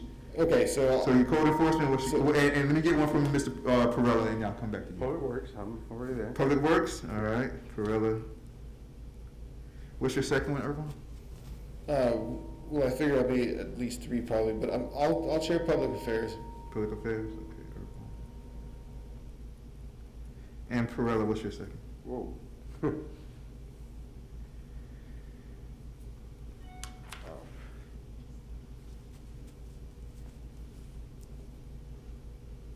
I guess, planning and zoning? Planning and zoning, okay. Yeah. All right, so I'll chair public safety. What's going on, Chief? Me and you, my brother. I'll chair public safety, and I will chair administration and finance. Okay. And the rest, I'll pick the vice chairs and stuff later, you guys. All right, and I'll send the email through the clerk with it all spelled out. I'll pick the vice chairs, and because we're all on all the committees. All of us are on all the committees. And then because of the way we made the decision, I am now the liaison to the resiliency task force. Is that correct? Okay, so we're gonna discuss that. Okay. All right, we're gonna discuss that. All right, you guys. Is there anybody from the audience that has any questions or comments about the committees? Our committees, we have 6, Public Safety, Code Enforcement, Public Works, Planning and Zoning, Administration and Finance, Public Affairs, Public Safety. I am the chair of Public Safety. And I want to do this out in the open also because a lot of times you'll have residents be like, hey, I got a question about this, but I don't even know who the chair is. So, hey, now we're doing it out in the open, okay? Code Enforcement is Vice Mayor Urban. Public Works is Councilperson Perella. Planning and Zoning is Councilperson Perella. And I am the chair of Administration and Finance, and Councilperson Urban will do Public Affairs also, okay? All right, you guys. Any more questions from anybody from up here? You guys good? Did you want to look at my paper? Hmm? You want to look at my paper to see what it said? No, It looked like you were filling in the names. Yeah, you good? No, yeah. All right. Vice Mayor, you good? Okay. The next item, you guys, is anybody from over there, Mr. Attorney, Madam Clerk, Madam Manager, you guys good? All right. If you guys ever want to say anything, just go ahead and jump right in, okay? Next thing, you guys, is the selection of the Miami-Dade County League of Cities Board of Directors as the representative. So the representative for the Miami-Dade County League of Cities Board of Directors is usually always the mayor. Councilperson Urban, I see you. You want to jump in real quick? I think that's logical and good. Sounds about right. I mean, it's usually always the mayor, but I wasn't going to just take it for granted. I wanted to bring it out in the open and bring it to you guys. Would you guys be okay with that? Yes. Okay, and we're doing really good things, and you'll hear in my mayor report that some of the benefits, you guys, that's coming from the Miami-Dade County League of Cities is really beneficial, and it's something they've helped us out over the years. So I'd love to continue to be the representative. Thank you very much for that, you guys. All right. Is there anybody from the audience that has anything they want to say about the Board of Directors for the Miami-Dade County League of Cities? You guys good? Everybody good? All right. All right, so H8, selection of the tree board. So we need a liaison for the selection of the tree board. This used to be Councilperson Roman.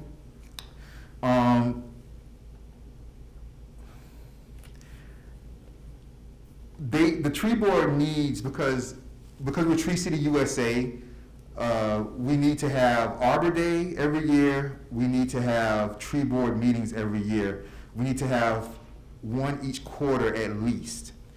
I believe that, I'm almost certain that this last quarter that we're in now, the tree board hasn't had their 4th quarter meeting. So whoever's going to be the council liaison that is going to head up the tree board, I'll help you out as far as get you information as far as I can. I can't do everything because, sunshine and stuff like that. But I'll help you out as far as getting the past information for like the notes and minutes from their last meeting. But whoever's going to be the council liaison, you need to set up a meeting before January because we're in the last quarter. So just know that, okay? Because we need to stay on top of our stuff. And whoever does this, you really need to stay on top of your stuff because if we fail at continue to be a Tree City USA, that would be a shame. Okay? So remember, you're going to do this. You're going to be in charge of Arbor Day also, our Arbor Day event, which kind of is like, it goes to public affairs also. It's kind of like the same type of thing. So, Right. Does anybody want to do it? If nobody wants to do it? I'll do it. Okay, we good with that? Yes. All right, I'm good with that. So, Councilperson Urban, Vice Mayor Urban, sorry about that, Vice Mayor. Vice Mayor Urban will be the council liaison to the tree board, okay?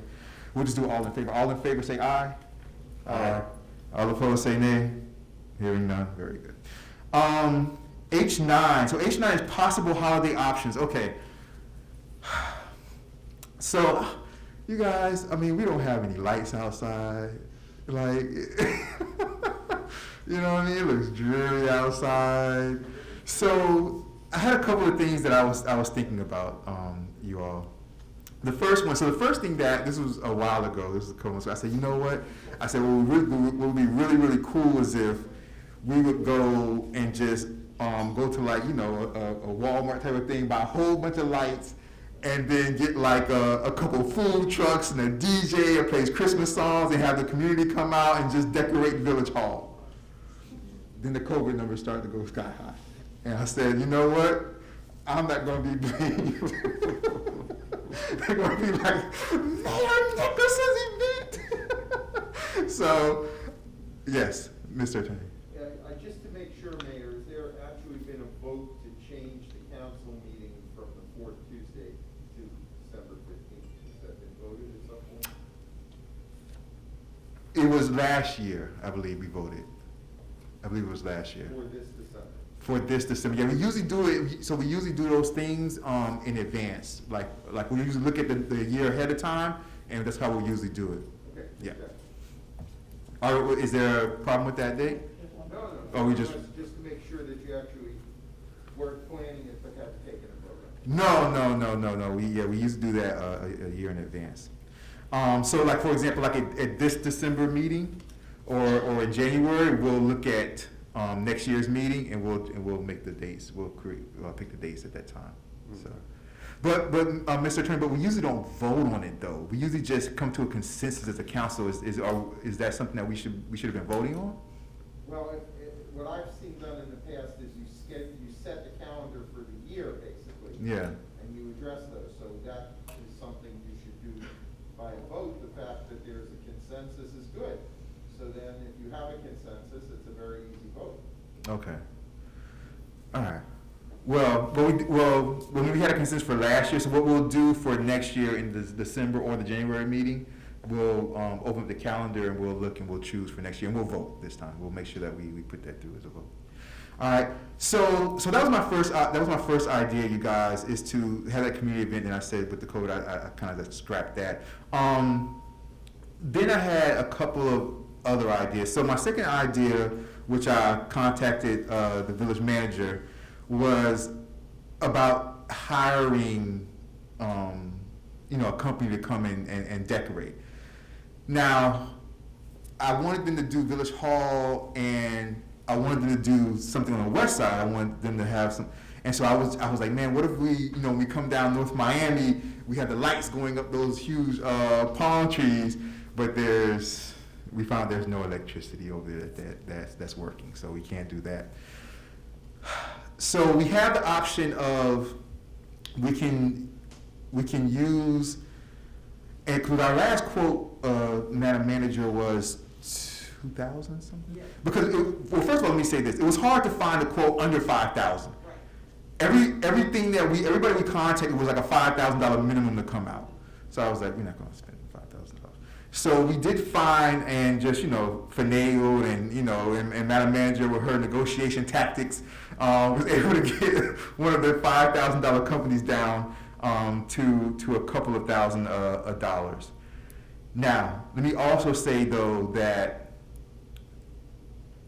I reached out to the manager and to the chief recently, and I asked the chief how many full-time, part-time police officers. Remember that? And I asked the manager how many office employees. This is where I stand, you guys. I think that we have a choice. Well, we have three choices. We can either, do nothing, or we can decorate the village, or I think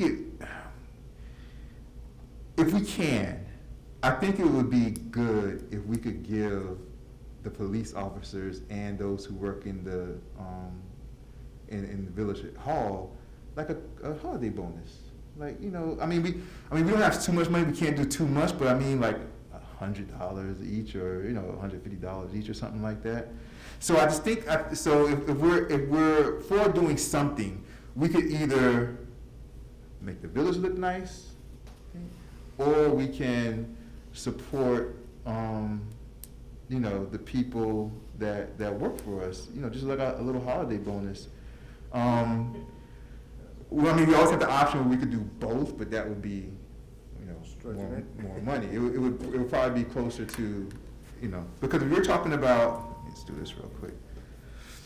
Because Chief, I could pull your email, but it would take a little bit of time. Chief, you had how many full-time, part-time? 8 full-time, then 9 full. It was 9 full, and how much part? 10. So it's 19. And Madam Manager, you had how many office staff you were counting? I had 5. You have 5. 5 staff. So it's 24 people, you guys. So if we're talking about say if we give everybody, what, like 150?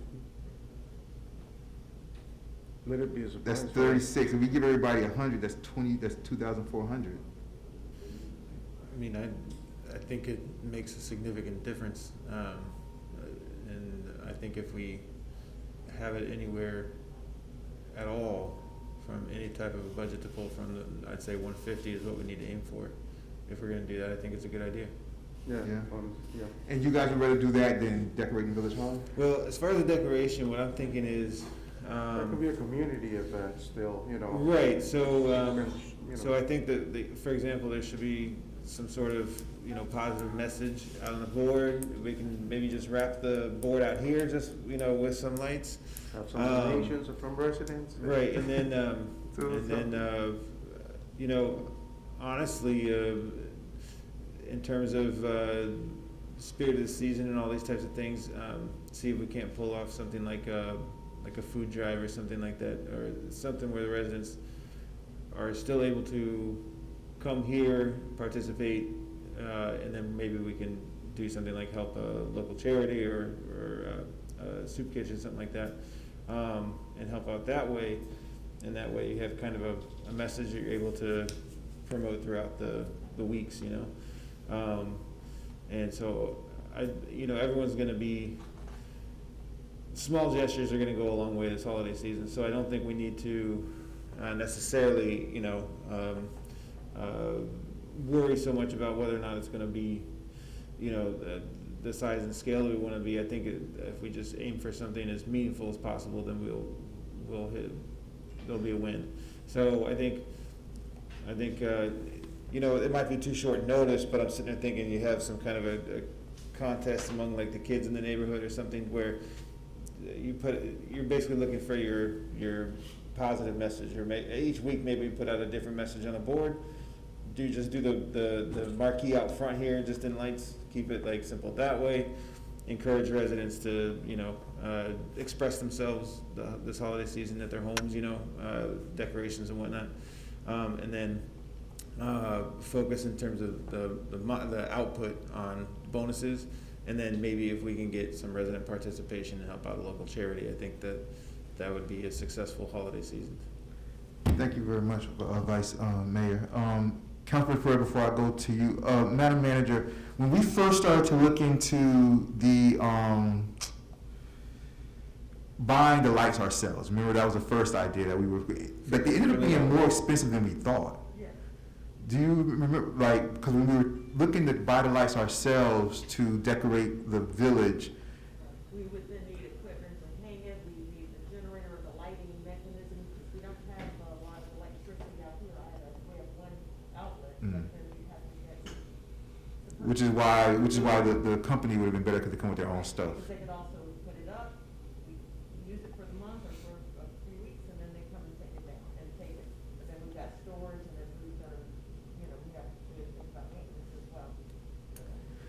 So I'm not against the Christmas bonuses for all the employees and police officers. Are you guys totally against the decoration of the village? Well, on a large scale, I think yes. Yeah. I think, if we can use the marquee here to be, again, have something in terms of a positive message that people can see, and whether that changes or we pick one and stick with it for, 3-4 weeks. I think that with just, honestly, just lighting up the marquee, just some lights on the marquee, I think that alone will kind of be the signal for everyone to, as far as being able to do something over on the west side, I mean, that's gonna be an ongoing issue because we don't have a centrally located, civic building. So that will be an ongoing issue in terms of how to be sure that we do incorporate the whole village. But as far as bringing out a company to do full scale, I just don't see that as I don't think the residents would. I think that might actually residents be like, wait a minute, what's going on? Yeah. So, this is 2020, right? So, so I think if we can kind of just send that signal and provide, even just, again, small gestures, that little bit of positivity is gonna be there consistently, I think we'll be in good shape. Okay. So I think what we're looking to do, Madam Manager, and I'm gonna take a vote on the 24 to allow, a holiday bonus pay of $150 for the police officers and the employees. But I'm gonna first open it up for the audience. But I think what we're looking to do, Madam Manager, is to, and I'll join up with you on this, is to get we'll go get some lights, and we'll use our one outlet, and we'll get like 4 extension cords, and we'll just do what we can with that out there. All right? And hopefully, and I feel, because we've been talking on what we're planning on doing in this village and for this village, I feel that next holiday season, our finances will be in a much different place. We do All right. fireworks and champagne fountains. Well, hopefully one day, hopefully one day when COVID, hopefully is not around next year around this time, because it would be wonderful, because the first thing that popped in my mind, I was just walking one day, and the first thing that popped in my mind was, I would love to do like a holiday party. For all the residents, police officers, the police officers can bring their husbands and wives, and I just can't wait for those days to come back, man. Because at those community events is when you really start to learn, know your neighbors and stuff like that, so it's important. All right, anybody from the audience want to come up? Yeah, have any ideas about the holiday stuff? Hello again, Maribel Fruestone, 157 Northwest 88th Street.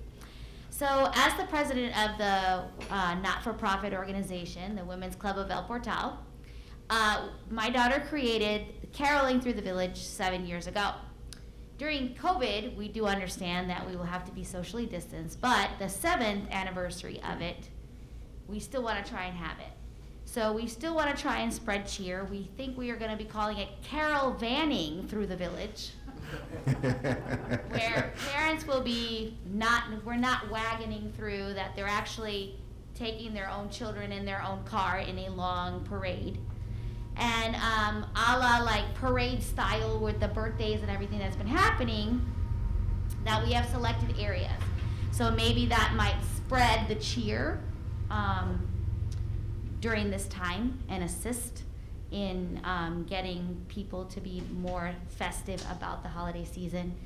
And I would love to have, as the chairperson of the Public Affairs, if you are having a meeting to come up, to be invited and included in order to assist you. And I know that there are other organizations, but there might be businesses that might be wanting to donate to make the village festival, and getting their name out, maybe with just a simple banner, that thanks to these sponsors, that's how we operate.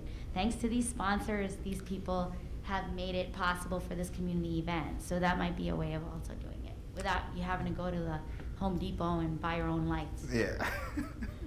Somebody might want a business write-off. So, I see. thank you. Thank you very much, Ms. Fruestone. We appreciate it. We'll be in touch, Ms. Fruestone, as far as or you should contact the vice mayor about your caroling, and any way the villages can help out. We're willing to help out. So, all right, you guys. Oh yes, come on up, my brother. That's right. You're always welcome here. Mikasa Sukasa.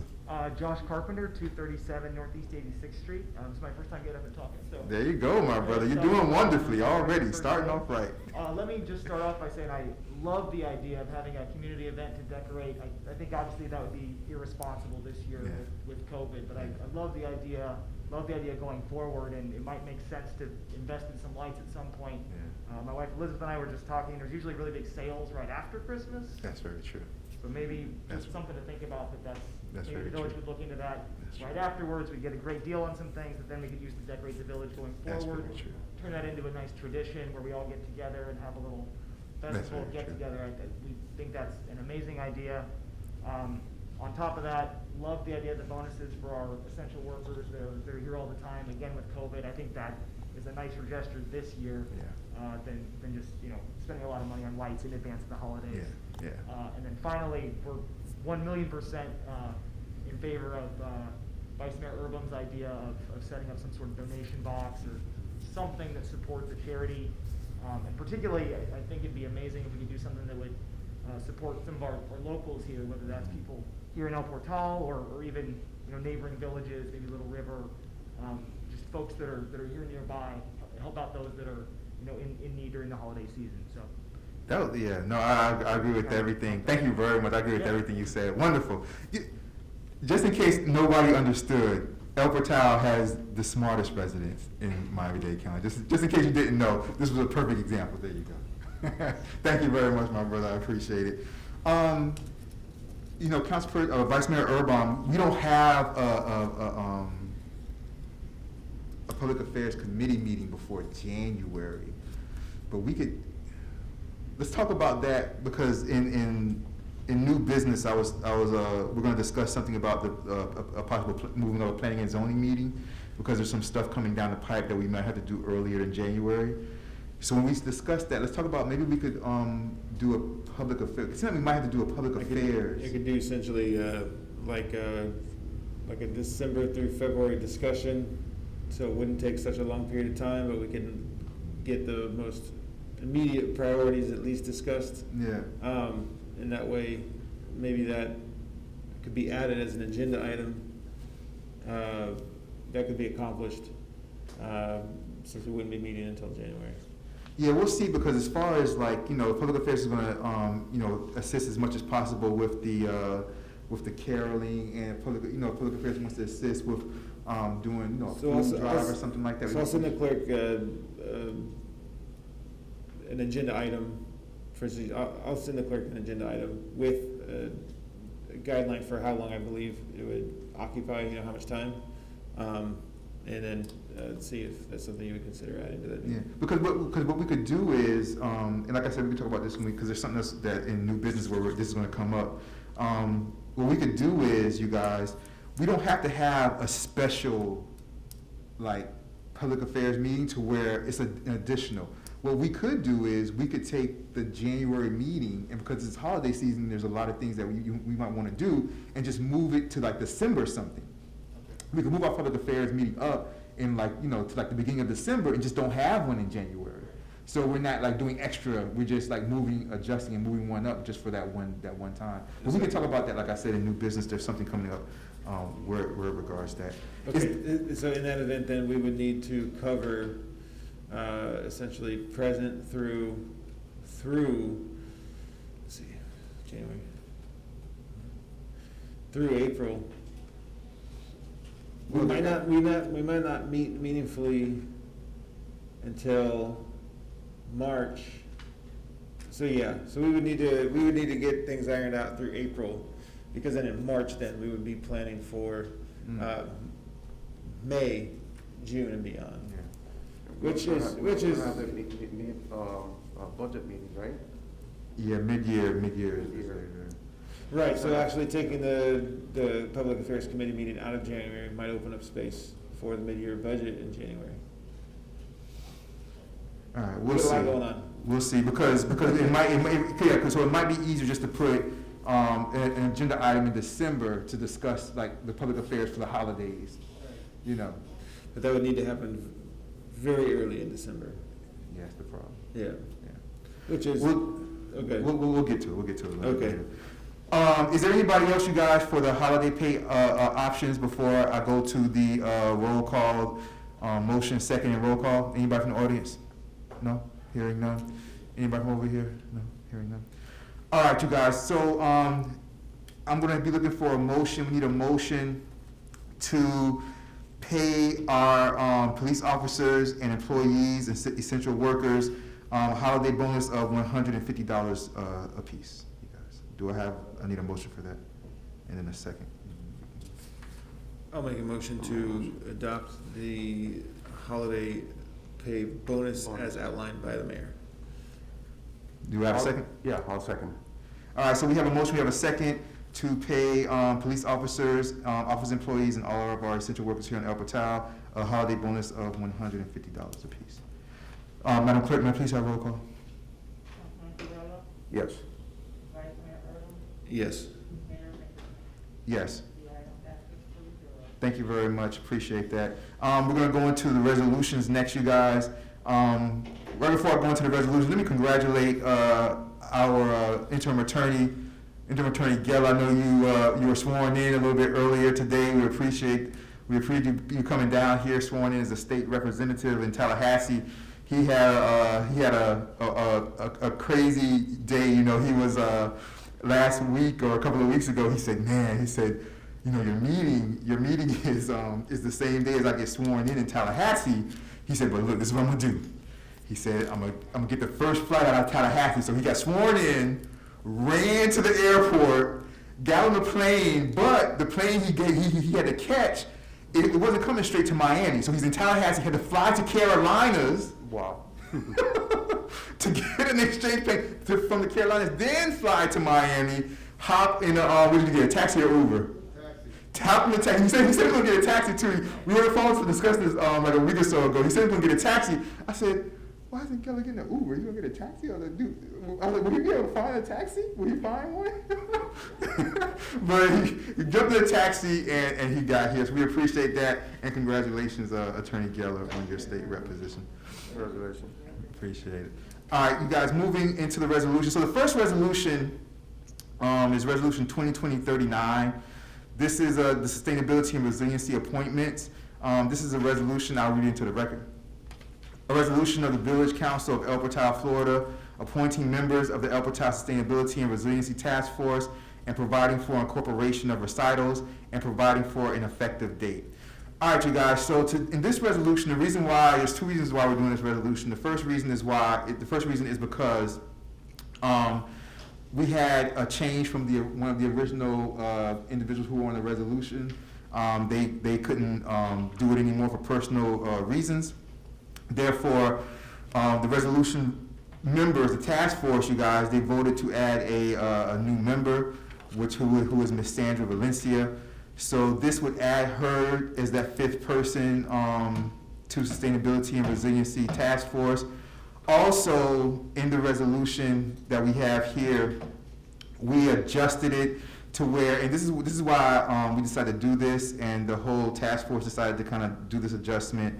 Well, they recommended it and they agreed with it. I actually brought it up and they agreed with it, which is to adjust the language, because the language, the way it was in the original resolution, said that the liaison to the task force from the village council was always the vice mayor. So I said, what if in the future, like the vice mayor of El Portal, what if they're like a former cop and they want to start like a public safety, some type of task force? Or what if they, specialize in like engineering or something different? What if they don't want to be, the liaison to the Sustainability and Resiliency Task Force? So we changed it to say that the liaison to the Sustainability and Resiliency Task Force could be the mayor, vice mayor, or a council person. Okay. Okay? So those are the only thing we basically changed for this resolution. Later on in new business, we're going to assign the liaison, vice mayor, so we'll talk about that there. But this is just to basically adopt a resolution to add that member to the task force, because we had a member that discontinued coming. That's what the main thing about this is. Before I ask for a motion, before I ask for a second, is there anybody from the audience that has any comments or questions? You guys good? All right. Anybody up here, Vice Mayor Urban, Councilperson Perella, any questions or comments about this resolution? No. May I ask for a motion to pass Resolution 2020-39? I'll make a motion to pass Resolution 2020-39. Do I have a second? I'll second. Madam Clerk, now please have a roll call. Councilperson Farrell, Yes. Vice Mayor Irma, Yes. Mayor Nicholson, Yes. Madam Secretary Joe. Thank you very much, Madam Clerk, appreciate it. The next resolution, Madam Manager, you might want to, you're going to want to talk on this one, speak on this one, is Resolution 2020-40. This is the Public Works Truck F-150. Take care of my sustainability and resiliency people. I'll see you guys tomorrow at 3:30. We have a meeting. You guys have a great night. Thank you.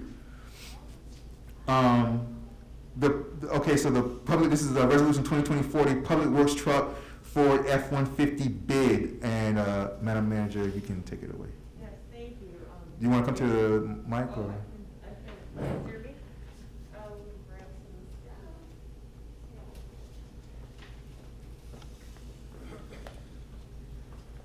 I mean, I think we could hear you, but I don't know. Did you want to stay there, or did you want to stay over there? Oh, no, I'm You good? fine. I don't mind getting up. All right. Okay, so yes, I present a resolution through our interim village attorney. I'm asking that you authorize me to utilize a piggyback contract with the Florida Sheriff's Association to purchase a vehicle to replace the Public Works truck that has died. It's been out of commission for about 4 weeks now. And we are utilizing whatever means necessary to clean these parks. And sadly, that means someone's car or the code enforcement car or what have you, but we're just at wit's end at this point. So we do need to replace the vehicle.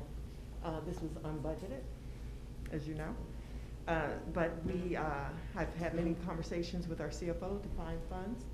Identified was an appropriation for $15,000 from our Public Works account and another $10,000 from the state gas tax revenues.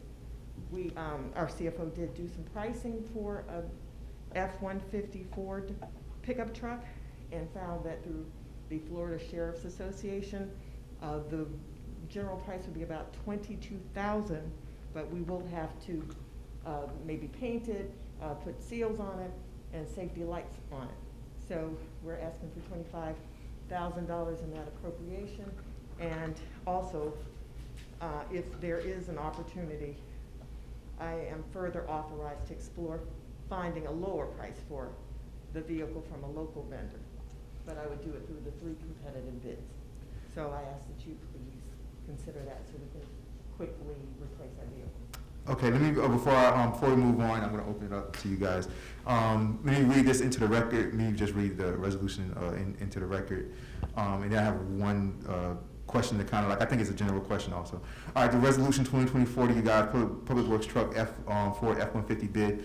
A resolution of the Mayor and Village Council of the Village of El Portal, Miami-Dade County, Florida, authorizing the village manager to purchase a Ford F-150 truck from the Sheriff's Association Cooperative Purchasing Program for use by the Public Works Department, providing for incorporation of recitals, providing for an effective date.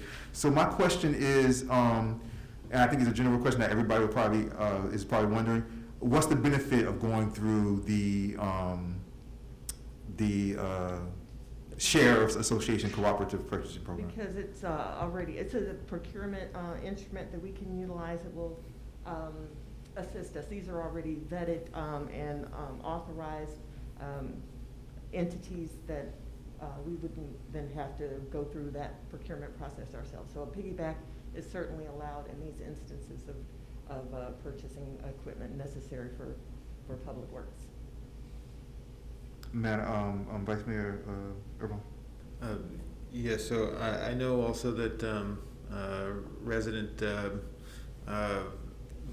Kirk had emailed in his concern. I wanted to address that. I don't have the email right in front of me, but I know on this point he was saying, you know, with how strapped we are, should we be spending money on this truck? And it's a valid question. For me personally, forgive me, what year, do we have a year of a truck, or is it a range? It would be a 2019 or 2020, Okay. whatever is available through the, Okay. at Florida So Sheriff's Association. I can tell you that even a basic model in those years, with, you know, even with more miles, there's still gonna be more than essentially 22,000 that the sheriffs are offering. So No, sir, that was actually the price that our CFO was given from Florida Sheriff's Yeah. Association. So he did get that. Yeah, That's the price absolutely, that- absolutely. And so I think that's a perfectly reasonable price. I would be shocked if we would find something in the local market anywhere close to that price. So I think the price is good. And then in terms of, do we spend this money on this vehicle right now? I think this has been one of our most critical issues for a long time. And so, you know, I worked for these two women years ago, and they were two of the smartest people I'd ever worked for. And anytime something broke, they didn't think, they never thought twice, and these were not spendthrift people, you know? But when something broke, they fixed it, and they fixed it at a premium, to be perfectly honest, but they did that so that they would not have to think about it again, or that it wouldn't interrupt their business again. So I know that we lost Officer King recently, and I imagine that the vehicle had something to do with that. You know, competitive pay. I mean, we were so lucky to have him for the time we did, and so I see this as a similar issue in terms of, are we going to be able to hold on to quality people if we don't have essentially quality equipment for them to be using? And so for me, I think it's a no-brainer that we have to figure out something about this truck. It sounds like, I know that, Madam Manager, you've spent months and months and months diligently calling, researching, looking up, reporting, calling, researching, reporting. And so I think this sounds like if the CFO is saying that we can reach this, then I think we need to make whatever effort possible to accomplish that. Because I think with the year of truck we're talking about, the quality we're talking about, and I know that Chief is, let us know in the past regarding the police fleet, the cost of a poorly maintained or aging fleet will be far greater than the pain that we're going to experience right now, but we will at least have a vehicle that we can plan for having, and will maintain its quality through just simple maintenance. So while I do wish the CFO was here, to be perfectly honest, we've been over this and over this and over this, so it's not entirely necessary at all. But the price sounds right to me. The 3,000 additional sounds reasonable for, hopefully we can come in a little bit under on that, but at least it's there so we can get it done right. I think it would be a good feeling to see a truck around the village operating, and even with a seal on it would be awesome. So so if that's what will help us, bring the public works productivity up to where we want it to be, then I'm 100% in favor of it. And I am comfortable with the amount of diligence that's been done to find the pricing and the truck, and I think this is about as good as we're going to hope to get, and as close as we're going to get to an ideal situation. Thank you very much, Vice Mayor. Councilperson Pereira. No, I agree, totally. As we, the manager, and I have been talking about it, I'm also, was kind of like Mr. Kirk, whether we need to spend that amount of money on a truck, and why not getting a used truck? And I've been searching. I've been going online and searching everywhere. And honestly, to get something decent with low mileage and whatever, it's $19,000.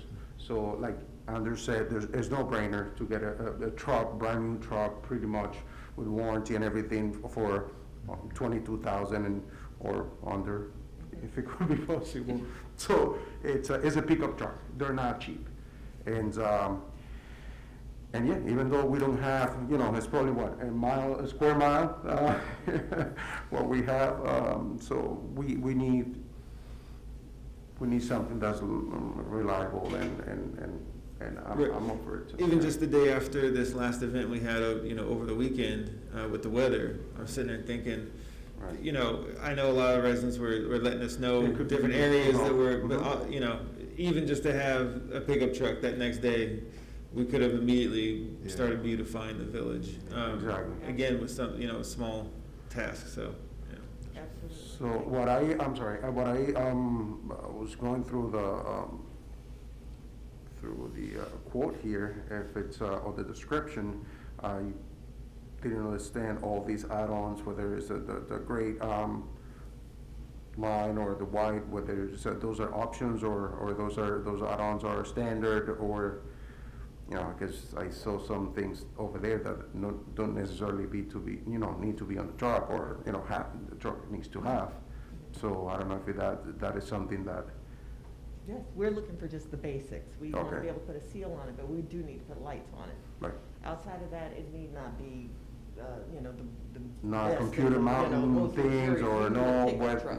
We weather need- mat, floor tech, or none of that stuff. Exactly. And as I've discussed with you, and for the benefit of the rest of the council, a lease for the pickup truck is not an option. That would be more suitable for the police fleet, and even the code enforcement car, but the pickup truck has to take a beating because it's a work truck and it's used for hauling and dumping and loading things. So we need something that's sturdy, and even our CFO said we need something that's gonna be useful and for at least 8 to 10 years of the life. So buying new is prevalent, or buying as close to new as we can would be the preference, because we already have an old truck. So more money, and for it to break down in a year or what have you, it just continues this vicious cycle that we need to get out of. So I appreciate your support on this. Thank you. Anybody from the audience have any comments, questions about this item? Attorney Geller, you good? All right. Madam Clerk, you all right? All right. Do I have a motion to pass Resolution 2020-40, Public Works Truck F-150 bid? I will make the motion to pass Resolution 2020-40. Thank you very much. Moved by Vice Mayor Urban. Do I have a second? Yeah, I'll second. Second by Councilperson Perella. Madam Clerk, may I please have a roll call? Yes. Yes. Yes.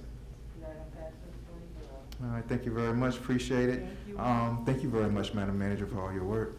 We're moving down to the ordinance, you guys. We already did Resolution I-3/2020-41. We did that in the beginning. So we're down to Ordinance 2020-16. Mr. Mark Jean, you might want to get ready to come up in a second if possible. So this right here is the first reading. Ordinances, you guys have to have 2 readings, just so everybody knows. Ordinances have to have 2 readings to go into effect. So this is the first reading. There will have to be a second reading at another full council meeting, another general council meeting. This right here is 2020-16 building fee adjustment ordinance, first reading. This is an ordinance of the Village of El Portal, of the Village Council of the Village of El Portal, Florida, amending the building fee rates, approving the new building department fee schedule per the fee comparison study, providing for incorporation of recitals, providing for codification, providing for conflicts, repealer, severability, and an effective date. And I think he's hooking everything up right now. And let me just say while he's doing that, you guys, and there goes Mr. Sharp. How you doing back there, my brother? What's going on? We're always kept safe here by our great police officers here in the village. Good to see you. So let me just say, you guys, that we had a town hall on this. We had a special committee meeting on this.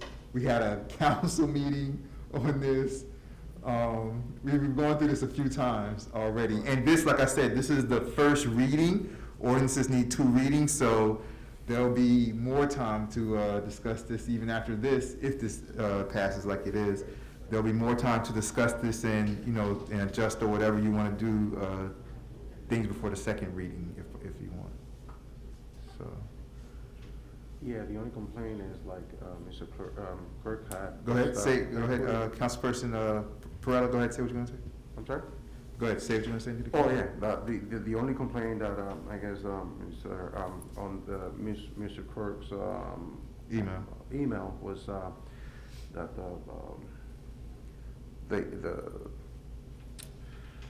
the sheet. The report. The sheet wasn't actually, it was cut off some of the parts, so they couldn't, see the whole description or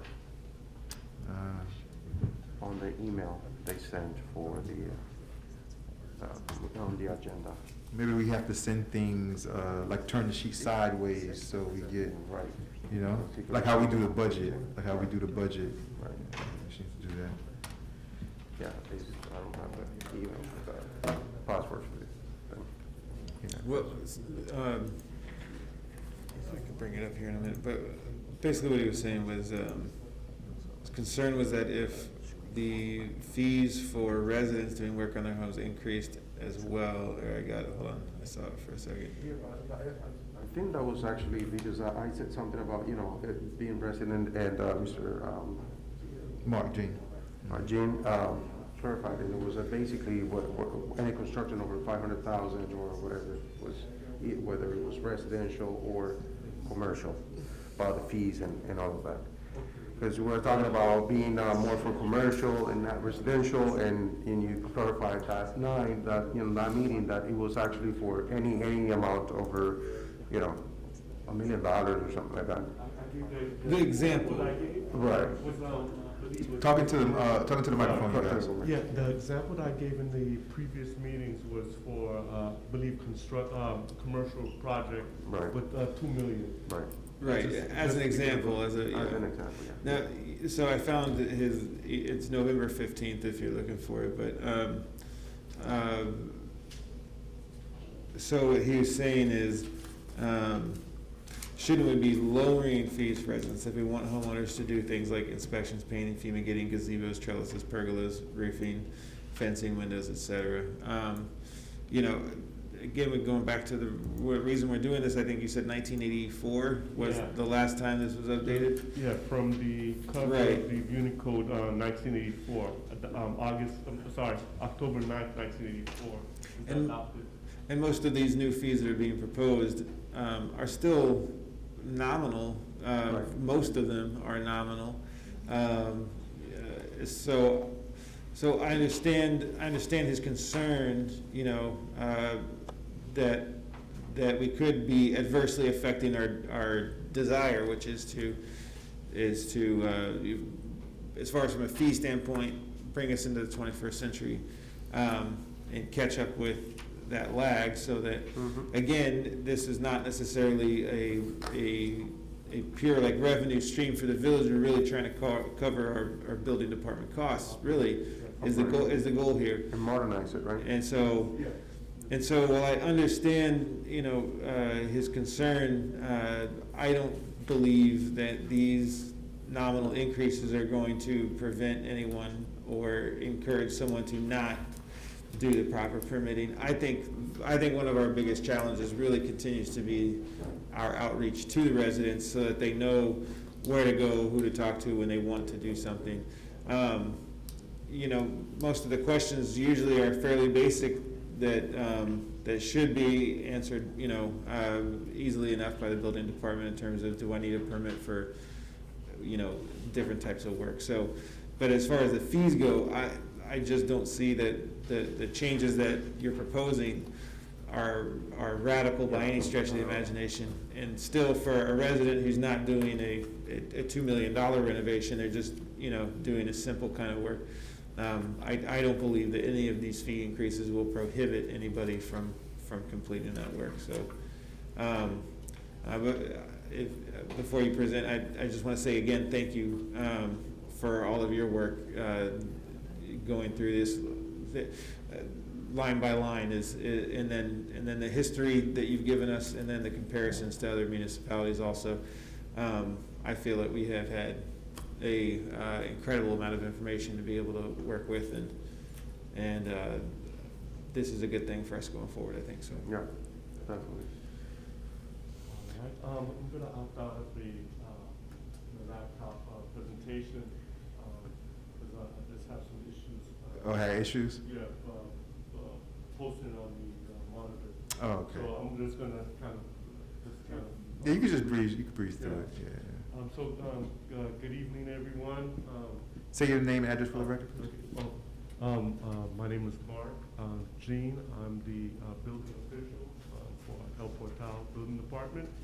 And I want to thank you guys for having me, Councilman. Can you say your address for the record, Mr. G? Oh, my address? Okay, it's 3825 East Lake Terrace, Miramar, Florida, 33023. Thank you. Okay, thank you. So, the reason I'm proposing the increase of fees is to basically catch up with the costs,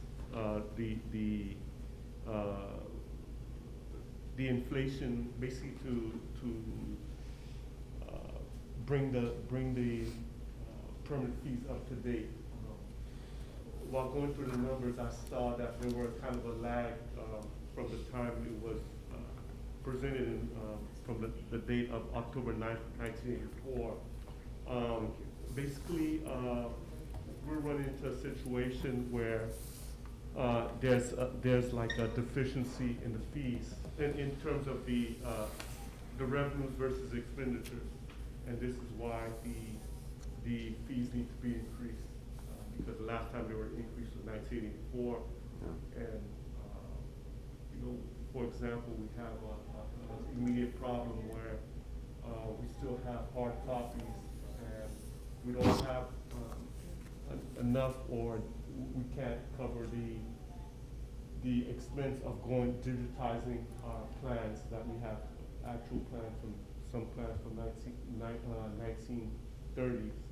And it will be an additional cost to digitize them. So by increasing the fees, we can move the building department forward and modernize some things. We're already implementing electronic plan review where residents can upload the plans, and we're trying to curb the paper intake to keep our file retention area under control, because we don't have any more space for paper. So with the increase of fees, it would help to modernize the building department, and also personnel. Currently, and we had in the past only one permit clerk taking care of the whole front. That permit clerk does business licenses, lead searches, records requests, and at the same time taking phone calls from residents and issuing permits. So if the fees were to increase hopefully in the near future, we would have a little extra to help with the manpower. So this is why I'm proposing the fees to be increased. I think one of the bigger things is that, when you say, they haven't been changed since like 1984, I think that jumps out. They haven't been changed since 1984, and also how much, we compare to the surrounding communities. Yeah. So we really appreciate all your work. Is there anybody from the council that has anything they want to add? Again, this is the first reading, you guys. It will have to be a second reading at the next, which would be the December meeting, I suppose. The December meeting would be the second reading. We always need 2 readings to pass an ordinance to put it into effect. So there has to be another reading. Yeah, I do have a question, just to have it clear. The new proposed amounts for, or fees for building permits, like before it was the first $500,000, it was $100. Now it's more reflected as a percentage. Yes. As 0.03% or 3. 0.03. So exactly. So instead of $100, it would be $120 for the first 500,000. Would be Pretty much, if it's if you do the 3% of a. $3 for Every 100. So it's not like, and most of the fees went up by double, right? Well, But considering from 1984 to 2020, so that's,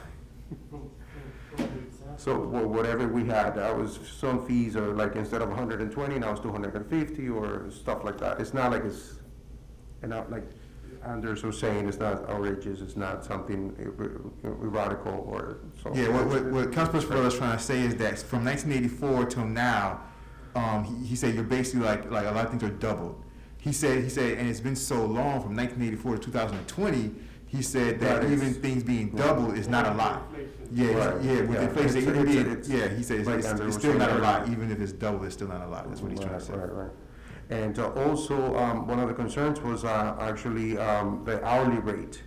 I know I went through it, but I totally forgot about the structural engineer plan reviews and fees, that it says 120 an hour.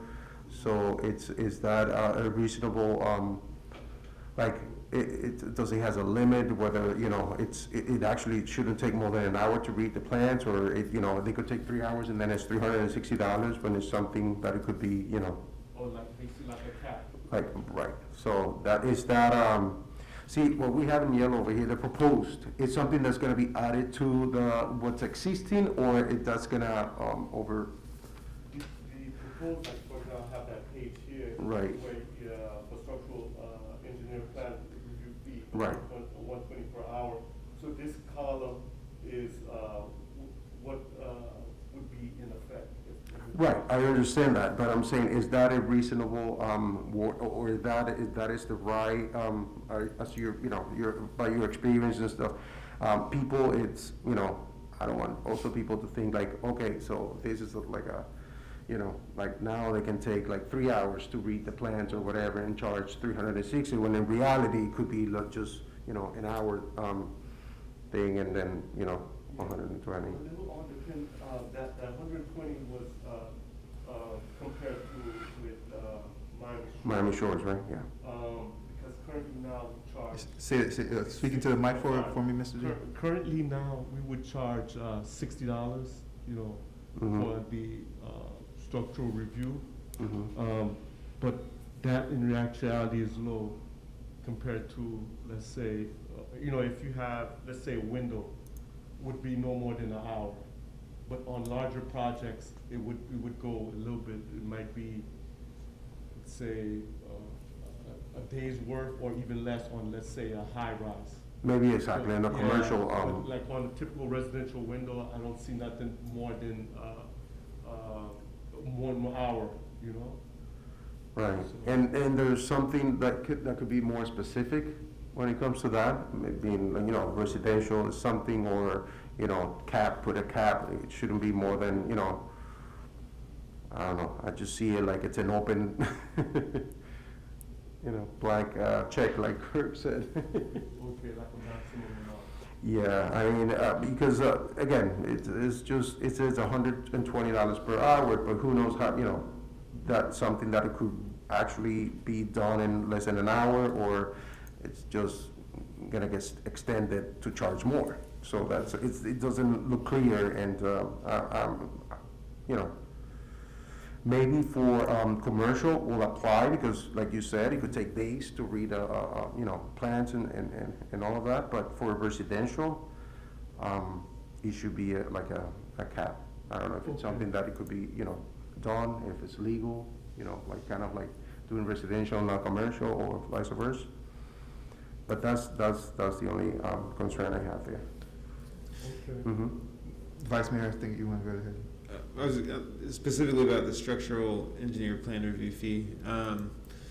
It's a good example also, I think, of the effort you made to clean up a lot of our current under the structural engineer plan review fee is essentially like 2 paragraphs of like, well, if this happens and that happens, if that happens and this happens. Exactly, yes. And so, as far as the concern that there would be, overbilling, I think that comes down to our ability to hire properly and have staff that follow, I imagine there's, ethics that govern engineering just as much as there's ethics that govern any other industry. So I feel that as long as we are diligent in our hiring processes, that really should not become an issue. And if it does, I think it probably would present itself fairly quickly. Maybe I don't have enough experience, I guess, to know historically what sticker shock looks like. Again, this is a structural engineer plan review, so this is somebody who is doing a full roof replacement. Is that correct? Well, roofings, let's say. I'm saying from their structural, they're doing something with the framing of the house, framing, or foundation, yes, right? yes. So this isn't somebody just doing, a basic remodel. This specific fee is someone who knows that they need an engineer to come in and review the That's plans. true, yeah. Mhm. So I don't believe that Yeah. maybe I'm with Yeah. you, that maybe we do want to stipulate that for residential job, there would be a cap, but at the same time, I don't know that it would be necessary, because I feel like it's obviously within standards in terms of the fee that we're charging. And, outside of having an ongoing issue with, with improper billing within the department, I just don't, I don't know that we need to. I really enjoy, Mr. Jean, how much work you did to streamline all of these. And so I guess there could be a couple of situations where maybe, you know, we need to fatten it back up again and not streamline it. But I didn't see that as to me, I don't see that necessarily as an issue. Mhm. I don't anticipate for that specific fee, and that's one of the larger ones, the structural engineering hourly fee. Right. Most of the other fees are very clear. They're either percentage or they're a flat fee or nominal. So, you know, I certainly do understand the concern that, okay, all right, you know, is a resident going to be upset or worried, or could it actually happen where they're being treated the same as a commercial contractor when all they're trying to do is put in a bathroom or something? So I would consider something like that in terms of a distinction on that one specific item. But again, you know, going through all of this, it just is, it's very heartening to see all the, I mean, you really touched, I mean, on absolutely everything, and so I think no matter what we do in the end, there's certainly going to be one or two sticking points, and then there's going to be always some unique situation that arises that just falls between every crack that that has ever been put up there. So. But yeah, I hear what you're saying, Councilperson Perrella. I'd be open to some sort of distinction and cap on that one specific item. But overall, really, it really just feels good to go through this document and see how much more productive we're going to be and efficient we're going to be going into the future. So there you go. That's all I got. Sorry. And one thing I wanted to add, Vice Mayor. When a resident or just, you know, just a regular person just goes through this, they can predict the fees as well. Exactly. You know, streamline with, you know, the percentages versus, the taper that, you know, for the first 500 is this amount. Right. So with this one, it's basically, you know, you see, you can predict what your current fees would be in terms of for the building. Yeah, so our next step after this would be to make it digestible for residents to go online to the website, for example, and kind of have an idea. I mean, ultimately, that's where we want to go, I think. Because if people can look up those answers online, then they don't have to call in necessarily and take time of someone answering it. Anyway, this is all very good. Yeah, that's why I was asking you if, you know, based on your experience, if it's something that's, you know, like chart, you know, doing it like that, $120 an hour, that is something that it's reasonable, because you know it's not going to take more than that for residential, some resident doing like 10 windows or 14 windows or whatever that is, and review the plans. I know the plans are done by an architect or engineer or whatever, and so there should be, correct, so it shouldn't take more than an hour to read them, right? That's basically what you're suggesting, that it shouldn't. Now, if there's a plan, let's say, it's not being presented well and it goes through several iterations. Exactly. It might be another story, but on typical submissions, you know, they have quick window schedules, the product approvals, and everything's clear to follow. It just goes through right away, and it shouldn't be any problem. Okay. Excessive review time. But we could put a cap on this if you want, residential, or commercial. Yeah, so, thank you, guys. If there's anything that you, want, reach out to the manager, and, and you and the manager and Mr. Jean can, if there's changes that you want to make, that you want to see there before the second reading, just reach out. Yeah, do that. sounds good. All right. Anything else from Vice Mayor? You good? Councilman Perrella? I'm good. You good? Anything from the audience? Come on up. Just say your name and address for the record.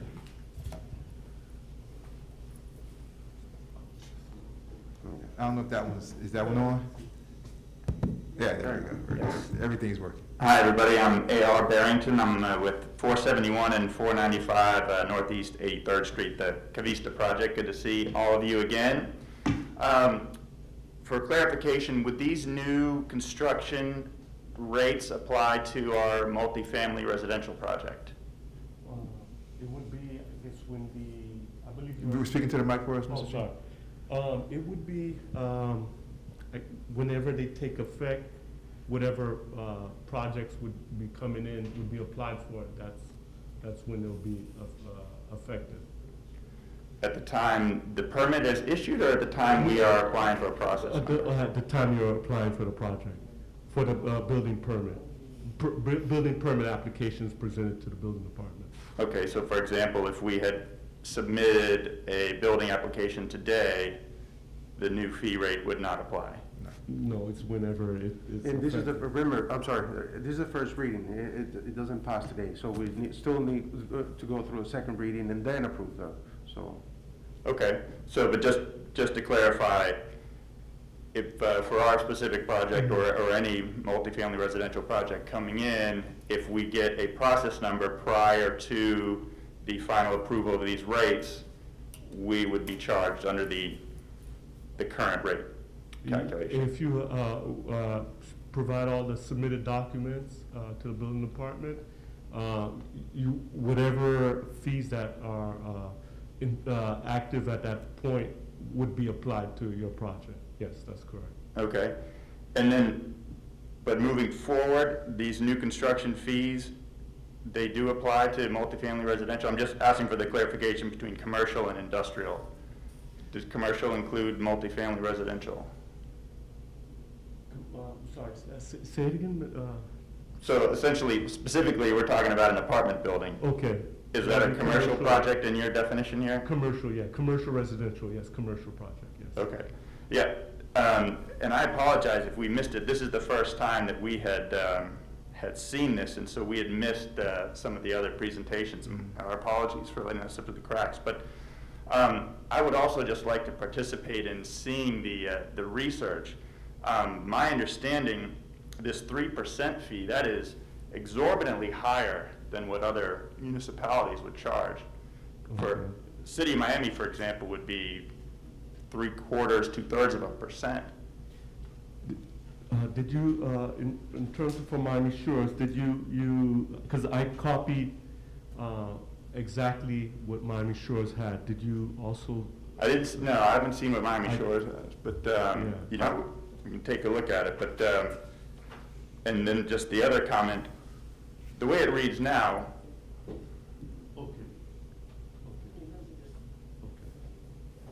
And also, I can, I have the comparison for Miami Shores Village, City of Miami Springs, Indian Creek, and we compared it to Village of El Portal. okay. Mr. Jean, I'm sorry. I think his question is the first one I asked you about the percentage. That is not 3%, it's 0.3% or something like that, or because you have 3.0%, and that'll be like out of 500,000 is $1,200 instead of 120 that we've been charging. So that was my question. Yes. 3% of the Right. job cost. Exactly. Yeah, the job cost. That's a huge So number. is it 3% or 0.3%? No, 3%. So we went from $100 to $1,200 on a $0 to $500,000 job. I mean, construction Okay, for the fees. for every $100, $3 is charged, so Got that's it. 3%, Okay. yes. And we were charging, or we currently charge, $10 on every 500, so that's effectively 2%. So we're going from 2% to 3%. To 3%, yeah. A 50% increase. Yeah. Okay, yeah, just,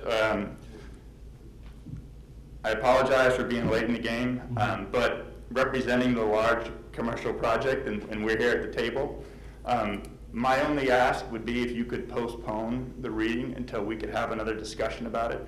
We would love to be a party to this decision and the discussion, the calculation. You know, we're here at the table, it's been kind of our position, we've been working with El Portal for years, from the first charrette and all of our zoning meetings and discussing impact fees and planning. As you know, we've had multiple calls over the last month. We are prepared to submit our plans tomorrow. But if this is gonna take effect and affect our project, would like you to table this vote until we could have at least a chance to discuss it with the village in more detail and be able to give our reaction to it. So, Thank you, I appreciate it. Thank you, Mr. Jean. Is that it for you? Yeah, that's. I just, And I believe all the research, the the comparison from Miami Shores, Miami Springs, I have the actual permit, building permit fees I can discipline to whoever would need that to compare. I just wanted to ask, it looks like City of Miami Springs is even, am I reading that as 4%? Or Miami Shores Village essentially is what we modeled our proposed fees off of, is Miami Shores, it looks like, Miami is the same, Shores. right? And then City of Miami Springs, there's a little complicated, but per $1 estimated cost of fractional part, it says 4 cent. Okay, so 4 cents, that's, okay. Okay, this, you're looking at is it new construction? Yes, new Addition? construction or addition fee, yes. I have here City of Miami Springs. No, I have $1 of estimated cost or fraction thereof equals 0.03, 3 cents estimated cost. I don't see 4%. Oh, okay. Is that Indian Creek? The Indian Creek is the 4%. No, I think I'm getting lost in Miami Springs thing. Okay. I might be wrong on that.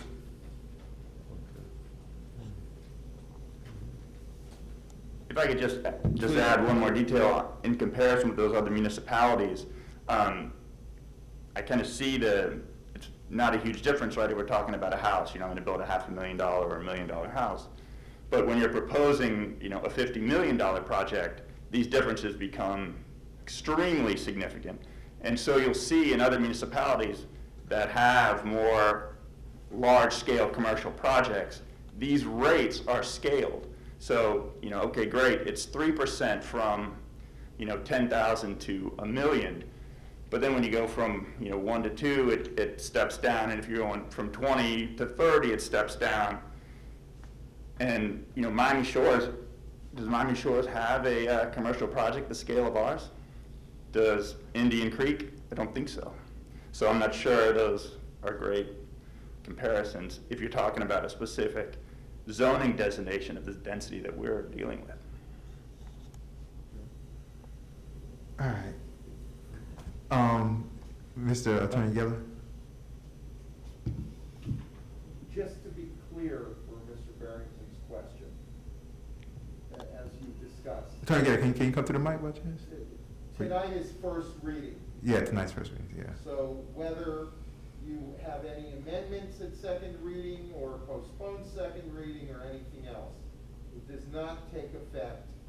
If you vote on it and pass it tonight, it's only preliminary. So if you want to have the opportunity to speak with the gentleman and his entity, you have every opportunity to do that before second reading, which itself could be postponed. To the word, but I don't know. That's what I was gonna say, let's just pass it. I mean, we have time between, you guys should reach out and, see if there's anything that you guys wanna do, reach out to the manager also and see if there's anything you guys wanna do before second reading. What we can do, like he said, if it seems that, before, December 15th, that, there's more things that we might want to adjust, we can hold out the second reading until January or February. It's not a big deal, but, all right. Second reading is currently scheduled for December 15th? Well, it's not scheduled, it's not scheduled right yet. now for anything, but Yeah. I was looking to put it on December 15th. Okay. But, you know, once you reach out to the building department, you know, the manager, and they'll talk to me, and they'll say, hey, you know, we're not ready yet, you know, Mayor, maybe on the agenda, you might want to hold, you know, we'll talk. Well, I'll reach out to the village manager and would just ask that before we do have a second reading, we would have a chance to get together and be able to discuss it. Absolutely. Thank you. Absolutely. And if you guys meet, I'll be in on that meeting also, Madam Manager. I want to be there also. And Mayor Nicholson, what I can do, I can compare Do a cities comparison? that have larger projects, let's say City of Miami, Sunny Isles. And see what they have? And see what they compare. That'd be perfect. Basically to focus on the larger projects. Yeah, that'd be perfect. Sounds great. That'd be I perfect. could do more homework. That'd be perfect. We appreciate you, Mr. G. We appreciate it. Thank you. Thank you very much. I really appreciate that. Is there anything else from the audience? Seeing none. Is there anything from up here on the council, Vice Mayor, Councilperson Perella? You good? All right, may I please have a motion for ordinance 2020-16 building fee adjustment, first reading? I'll make a motion to advance ordinance 2020-16 to a second reading. Thank you very much. Been moved by Vice Mayor Irvine. Is there a second? I'll second. Second by Councilperson Perella. Madam Clerk, may I please have a roll call on ordinance 2020-16? Yes. Vice Mayor Irwin, Yes. Mayor Nicholson. Yes. The item passes on first reading, 3-0. Thank you very much, Madam Clerk. Again, this is first reading. There will be a second reading at a future council meeting, and after the second reading, then it will go into effect. All right, so right now, you guys want to move on to the reports. Madam Manager, the first report is yours. Thank you very much. I'm going to keep it really quick because we're midway through the month and there's still so many things happening, so I'm going to be a short report. I just wanted everyone to know. From the emergency management team, we dealt with a flood incident, and Chief Magnuson and members of our community have been a tight-knit group, speaking quite frequently during the days that led up to the flooding incident from the weekend of November 7th and then the days after. So we like our communication process right now, and things are working out. I mean, we have some communication with the state and the county. We're trying to access resources such as pump and mosquito mitigation, but we're low on the totem pole when it comes to the bigger events throughout the county. But we're still active, and we're getting the messages out to the community, which is fantastic. We're happy with that. And welcome to our emergency management team, Mayor Nickerson. We do have a new building clerk. His name is Jonathan Garcia. He started on last week. He is new to the village of El Portal, but not to building permitting. He was the building permit clerk at the city of Stuart, Florida, as well as before that, Lauderdale Lakes. So we're welcoming Mr. Garcia, and you will meet him in the coming days. We also have a new website that we will be unveiling shortly. We're working on the web host right now and trying to get a faster host, but it looks fantastic, and I think that it's going to be something you all will be proud to utilize and to share with the community. The little library was unveiled. The new little library was unveiled 2 weeks ago with also recognition ceremony for Mayor Cubillos for the 2020 Top Cop of the Year, who is Paul Battaglia. We're really excited for him, and it was well deserved. And so we did have a little ceremony and unveiling here. The new little library is on the west side of the building here, and I invite you all to come and take a look and take a book and leave a book. Also, the tot lot remains closed because we are having some issues with the cleaning that we would need to do to comply with the CDC and county mandate. So because of that, we just don't feel it's a safe place for our residents and their children presently. We want to get through this next wave and see what comes from that. But the cleaning that is required, we just can't take. We don't have the staff and the manpower or the equipment for that. So we're gonna revisit it as time, as we get through this wave, and hopefully that will be soon. But I'm still keeping my eye on it, and I know that residents are eager to get back into the park. And we are still transitioning the waste can receptacles, but Coastal is hanging in there with us. They're doing what they're supposed to do. And we will continue to address those, change. Sometimes there are hiccups, but we're working it all out, and I hope that everyone will be happy with our new solid waste removal provider, and that we can move forward. So we'll be working on that contract with our new interim attorney, Joe Geller, and things we hope will be smoother in the coming weeks. And for now, that concludes my report. I will have my full report on the village website by Tuesday, November 24th. Thank you very much. We appreciate it. Thank you very much, Madam Manager. Moving on, you guys, to the mayor report. For this report, you guys, I'm gonna keep it pretty brief.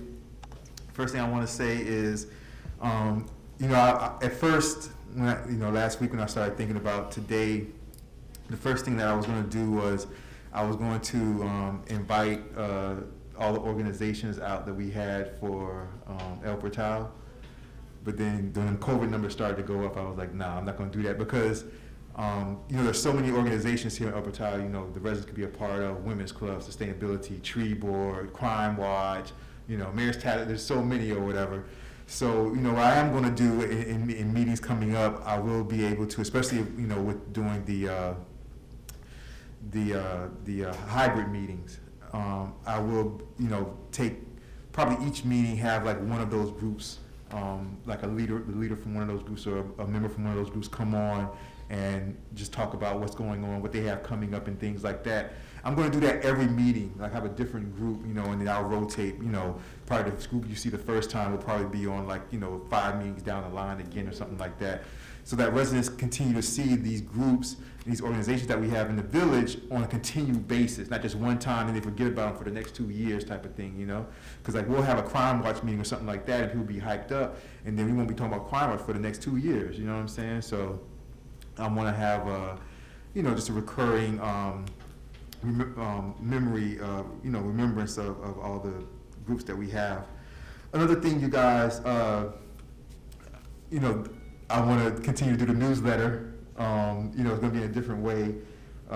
It's going to be, first of all the ideas I have, I want to be inclusive with you guys also. All ideas I have, I want to bring to you guys first, before, I'll put it together, and then when it's done, I'll bring it to you guys and kind of show you guys how it's going to look or whatever. The first one that I do want to do, I hadn't even told the chief about this. Look, he's going to look up now. It's all good. No, you're good, chief. You do what you do. The first thing that I do want to do, probably right after the holidays in January, the first newsletter that I do want to put together is I want to do, because we're always talking about community policing, So I want to do a newsletter where none of us are in it. None of us are in it. Nobody from the staff. Nobody. I want to do a newsletter where it's all of our police officers. The cover says community policing or something like that, and then the cover is the chief. And every time you turn the page, it's one of our police officers, a picture, and a little bio on them. So then everybody, once that newsletter goes out, everybody in the community can see all of our police officers, full-time, part-timers. They can see the faces, see the names, there's a little bio. You know what I mean? So then when they see them, it's like they feel, more like they know them. You know what I mean? And so I think that'd be good. I think we should do it. We should definitely start off with the all police officer newsletter. Chief on the front, and every time you turn the page, you see another police officer, one of our police officers, in a little bio. And I think that would be great for the first newsletter. All right? So I just think things like that, those would kind of be the changes I want to make. There was also another idea that I had. I want to, in one of the future newsletters, I want to have, like I was saying with the organizations, I want to have a newsletter just showing all of our organizations. You know what I mean? All of our organizations, what they're about, things like that. So the residents can see that newsletter and they'll know all the organizations they can join. I want to do a newsletter in the future, all of the small business owners in El Portal. I want to see if we can do something like that. You know what I'm saying? Have a list of all of our small business owners, and like they can have, a half a page or something like that about the business and what they do and what the business is about and the contact information, so that, the money that we spend in El Portal, we might, be able to keep it here, and just, might be people like, hey, I need somebody to do that. I know, we have people that do that here in our village. So just things like that will be kind of like, the way I'm looking to do a newsletter starting in January. So. You guys, on the 20th, which is, what's this, Friday? On the 20th, we are going to have, this is another thing that when you're part of the Miami-Dade League of Cities, this is something else, kind of like the things that they do for the community and things like that. So, every year we get our free turkeys, you guys. Mm-hmm. We get that from the Miami-Dade League of Cities. So this Friday, what I'm going to have, I was already discussing with the manager, and now that we're going to have the truck, it's going to be good. But I was already discussing with the manager to send the public works guy, because we can get, I think we have 15 or 20 turkeys or something like that we're able to pick up. So if you guys, you two, have any, residents, especially elderly residents and things like that, you guys can come by and pick up those turkeys. I believe it's either 15 or 20. I have to look. I believe someone's telling me it's 15, you guys. And if that's the case, it'd be like 5 each, basically, or something like that. If you think of 5 residents that, you can reach out, that, you feel like they might need that, might be in need of a turkey. Like I said, I try to focus on elderly residents because, they really don't leave their houses and things like that. And a lot of times people, our elderly residents, they're on fixed incomes, and therefore, any little bit of help helps. So we'll be picking those up on Friday. I'll get right, Madam Manager, we'll be picking those up on Friday. It's in 2 different locations, from 9 a.m. to 11 p.m. It's at the City Hall in Miami. That's the City Hall in Coconut Grove, Miami City Hall. And then from 1 p.m. to 4 p.m., which I think the one we'll probably make use of, is at the Betty T. Ferguson building in Miami Gardens. And so, I'll be here. I might even go, if I get a chance, I'll go with him. So that my neighbor they can see my face, they'll know it's for me. And then we'll do that. So what I'm thinking about is, so anytime from Friday evening on, Councilperson Perella and Mr. Vice Mayor, from Friday evening on, the turkeys will be here. I'll try to put as many in the freezer and fridge as possible. I'm thinking we might have to just buy like a big cooler and fill it. I don't want them to go bad. Is there enough room, you think, for all? No, I think we have a cooler, we just need ice. We'll probably just need some ice or whatever. But what I'm trying to say is, if you guys can, they'll be here. Your turkeys will be here. So pick them up, when you get a chance, and deliver them to the individuals, because it's better. It's better if you can locate those individuals that you're going to deliver them to and deliver them to them early. You don't have to wait till like the day before Thanksgiving. You can deliver it to them days before Thanksgiving. They can put it in their freezer, because everybody probably has space in their freezer for 1 turkey. But for us to keep 20 turkeys here, 15 turkeys here is going to be hard for us.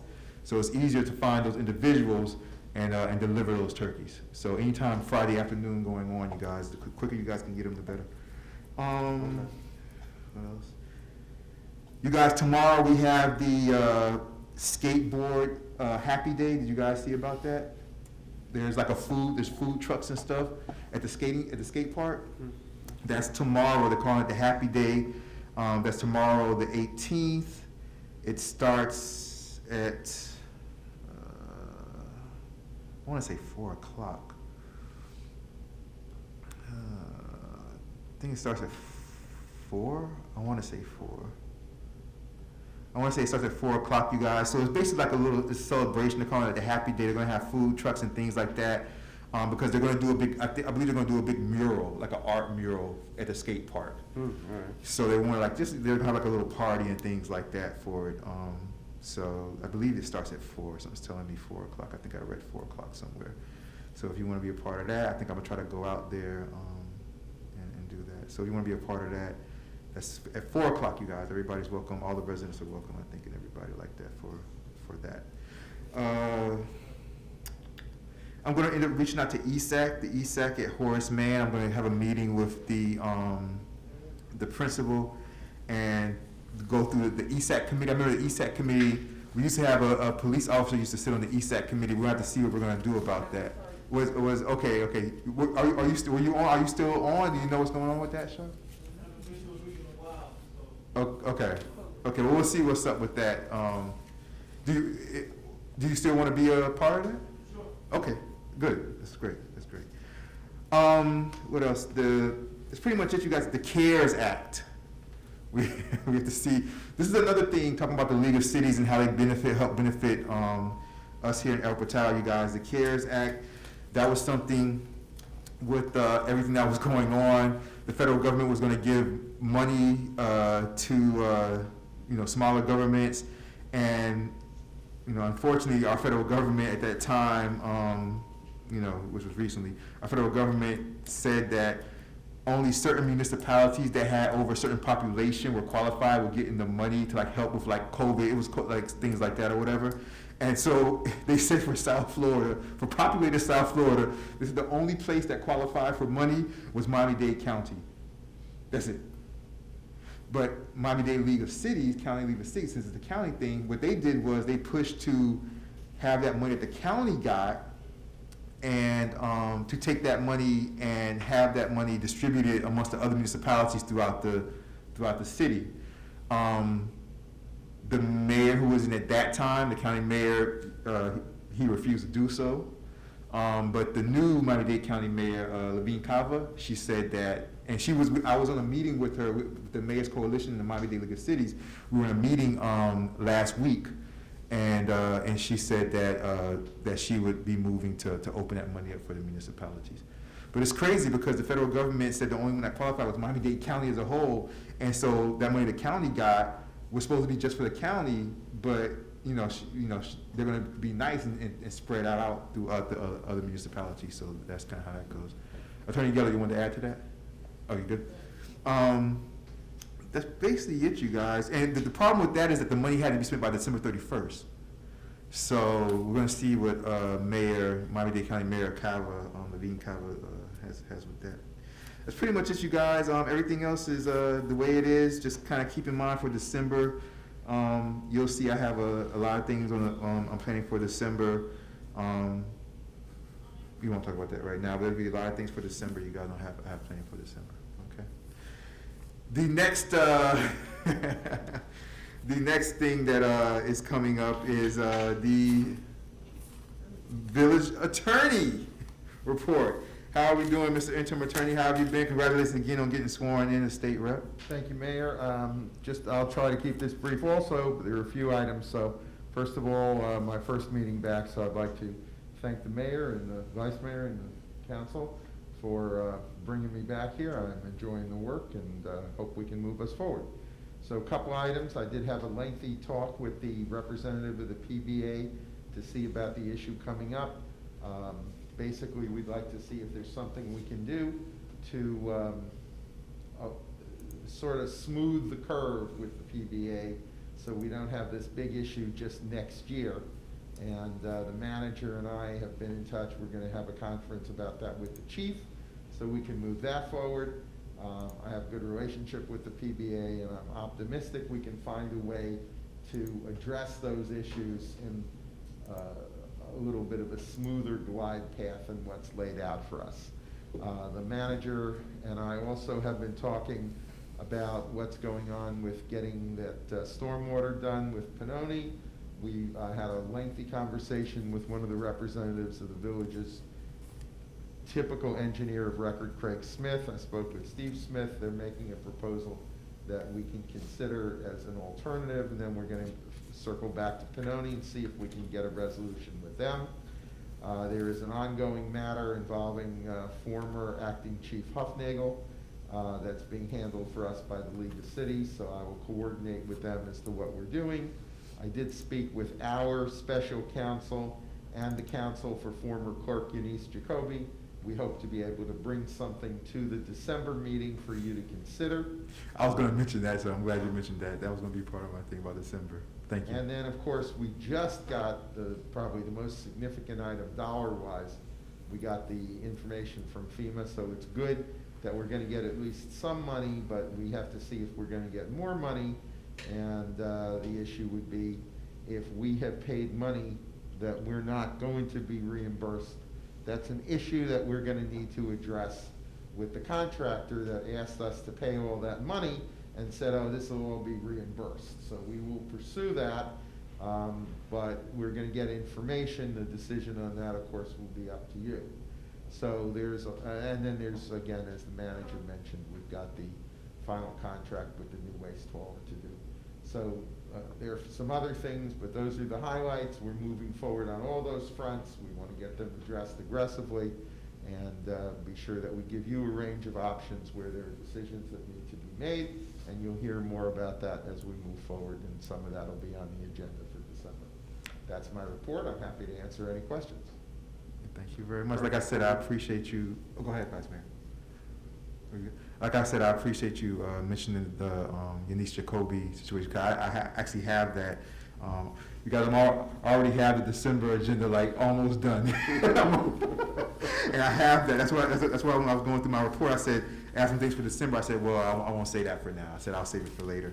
But I already have the December agenda almost done, and that was one of the main things on the December. And with that, good evening. Thank you very much. Along with the interim attorney contract will be also, we're hoping to get that on December also. I have that on my list for December. Okay. Yeah. Look, it's my December agenda. Look at my. It's gonna be, we're gonna get down to business though. Hey, we're doing pretty good, you guys. I went the presentations last from 7 to 8 because I said I'm gonna see when we sit down and actually start the meeting process, like what time it was. It was like 8:03. So we're like 2 hours in. You know, if we started at 7, it'd be like 9 something right now. So we're pretty good. We're almost done. Next, you guys, we have unfinished business. Any unfinished business general orders? I'm not seeing none. Unfinished business. We're good. New business. Okay, so new business. The first thing that we have here, you guys, we have to appoint, and this is the part from before, Vice Mayor. We have to appoint a council liaison to Sustainability and Resiliency Task Force. Like, so it used to be just the vice mayor, but like I said, like we adjusted, like the task force wanted to adjust it because they said, well, what if we get a vice mayor that has different interests? So we said, okay. So we adjusted it, so it could be any one of us. It could be you, Vice Mayor. I love the task force myself too. But it could be, I love the Sustainability and Resiliency Task Force, but you know, I'm open to anything. Vice Mayor, what say you? Well, I mean, if that's the case, for me to kind of get up on the curve with the tree board, and then get public affairs kick-started, if you're good with it, I mean. Yeah, I'm good with it. I mean, I'm good with it. I'm good. And if you read the resolution that we just passed, like those individuals that are there in that assignment, it's a 1-year thing. Right. And so after that 1 year, you know, we'll decide if they want to stay. They can say, you know, because after that year, they might say that. So what we could also do after that year, if you feel like you want to tackle it, then, you know what I'm saying, we could. I will say that if you have any concerns about your ability to put time on task for that because of all the, you know, what's stuff on your plate, then I am open to being the liaison for the resiliency task force. But if you are good with it and you feel like you're in a good spot, then that's fine with me too. I appreciate that, Mr. Vice Mayor, because I am on like a lot more meetings than I was before. and we'll see how that goes. But yeah, for right now though, I'm good. You know, I love Sustainability Resilience Task Force. I love everything they do. I've kind of bonded with them. They're like we're like a big family there. So I'll let them stay for now if it's okay with you, Vice Mayor. And like I said, we can put like this is an item. So let's say if in April we want to change, we just add it to the agenda and we take a vote. You know what I mean? If March, like whatever, if May we want to change it, we can add it to the agenda, take a vote. We just add the same item. So that's the beauty of government freedom. But yeah, I'd love to keep that and be the liaison to the Council for the Sustainability Resilience Task Force. We'll do it all in favor, aye or nay. It's not really a big deal for a huge. Well, no, it actually is though because it's in the resolution.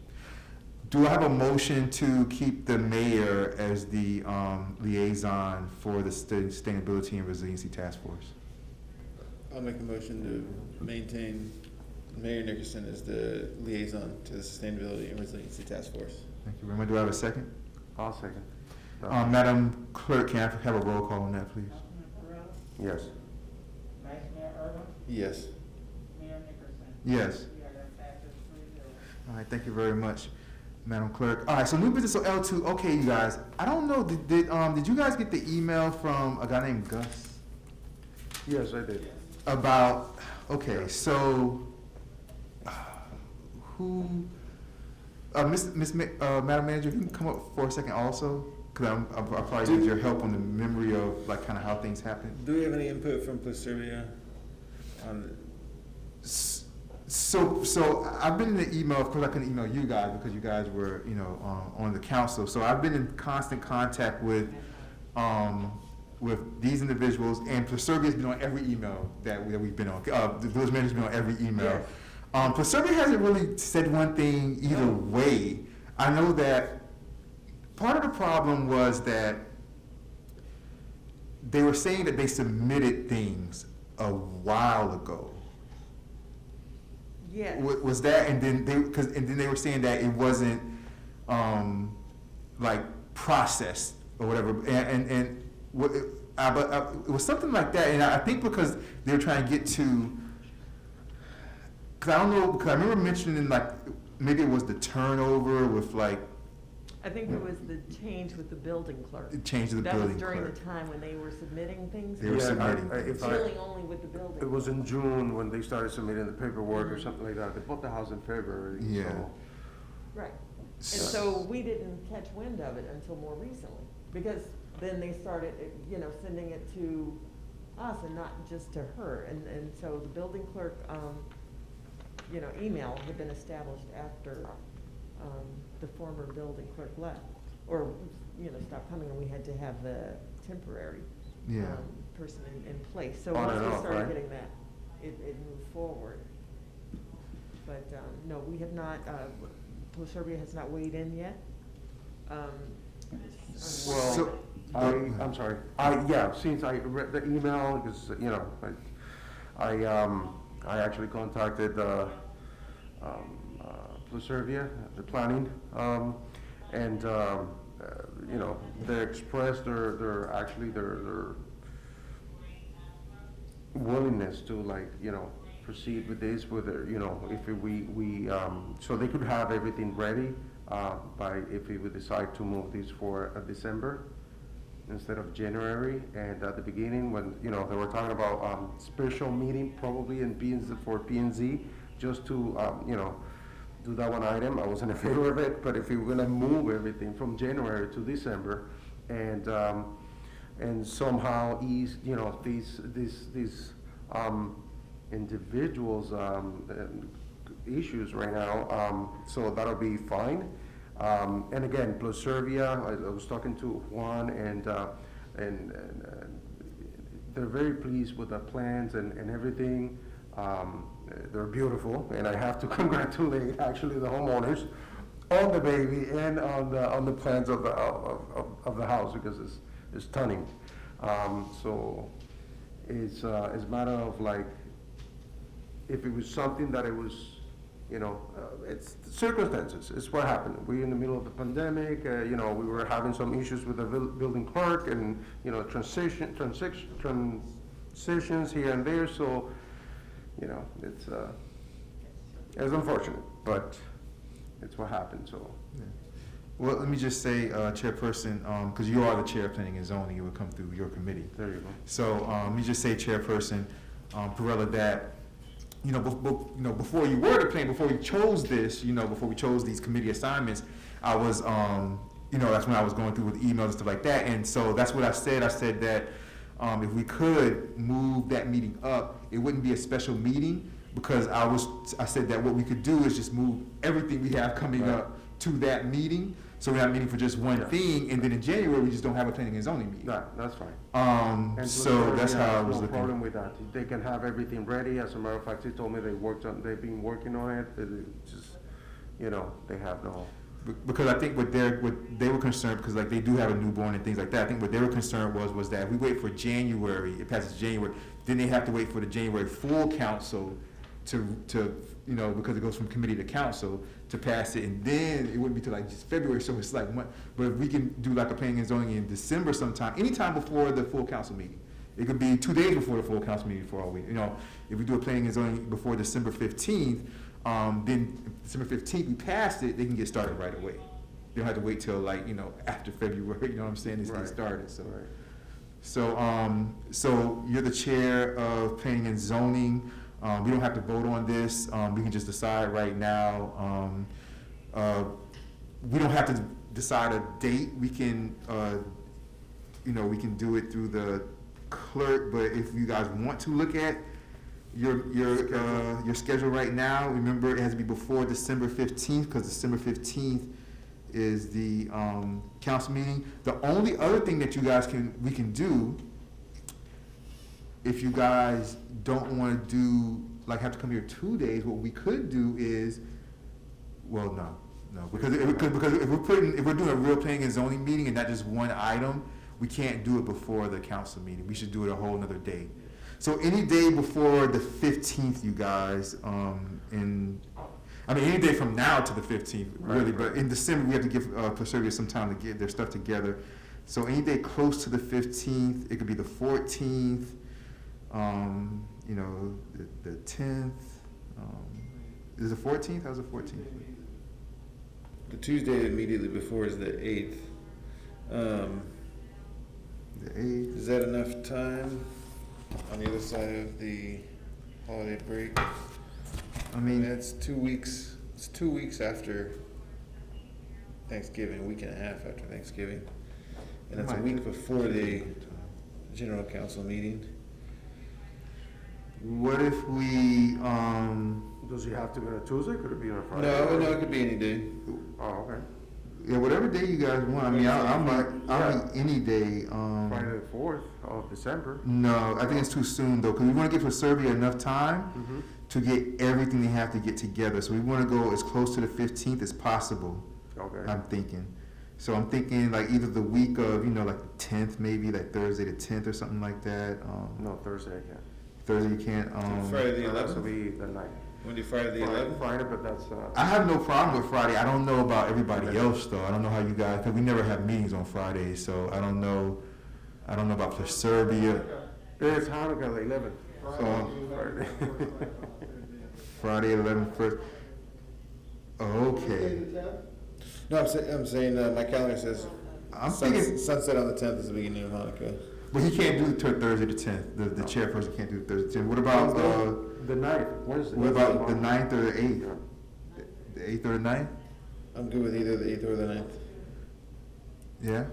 What about Tuesday the 8th or Wednesday the 9th, you guys? Y'all want to stick with, y'all want to stick with Tuesdays? It's like our government days. Y'all want to stick Tuesday? We're used to Tuesdays. Just stick with Tuesdays. Councilperson Urban? Tuesday the 8th. Tuesday the 8th. You guys want to start at 7, so it gives people time to get home. Or 7's fine. 7's good. Yes. Tuesday the 8th at 7. I get out Is- of work at 6. You want to start early? You want to start earlier?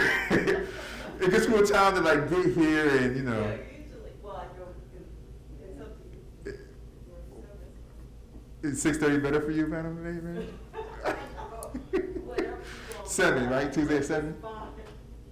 But I'm just thinking of how many, I don't know how many, you're gonna hear, you know? Oh, you're saying because it could be a long night because planning and zoning can go long. Just because how many, you're gonna hear. Tuesday the 8th at 6:30. 6. That's fine. 6:30 fine? All right, Tuesday the 8th at 6:30, you guys. That'll be our planning and zoning meeting. Thank you, Mr. Chair. We appreciate it. By tomorrow, I'll fill out the rest of this list and we'll see who the vice chair of planning and zoning is. I'll probably make it Irma. Probably be the vice mayor, be vice chair. But thank you very much, you guys, and I'm sure they will appreciate that. What?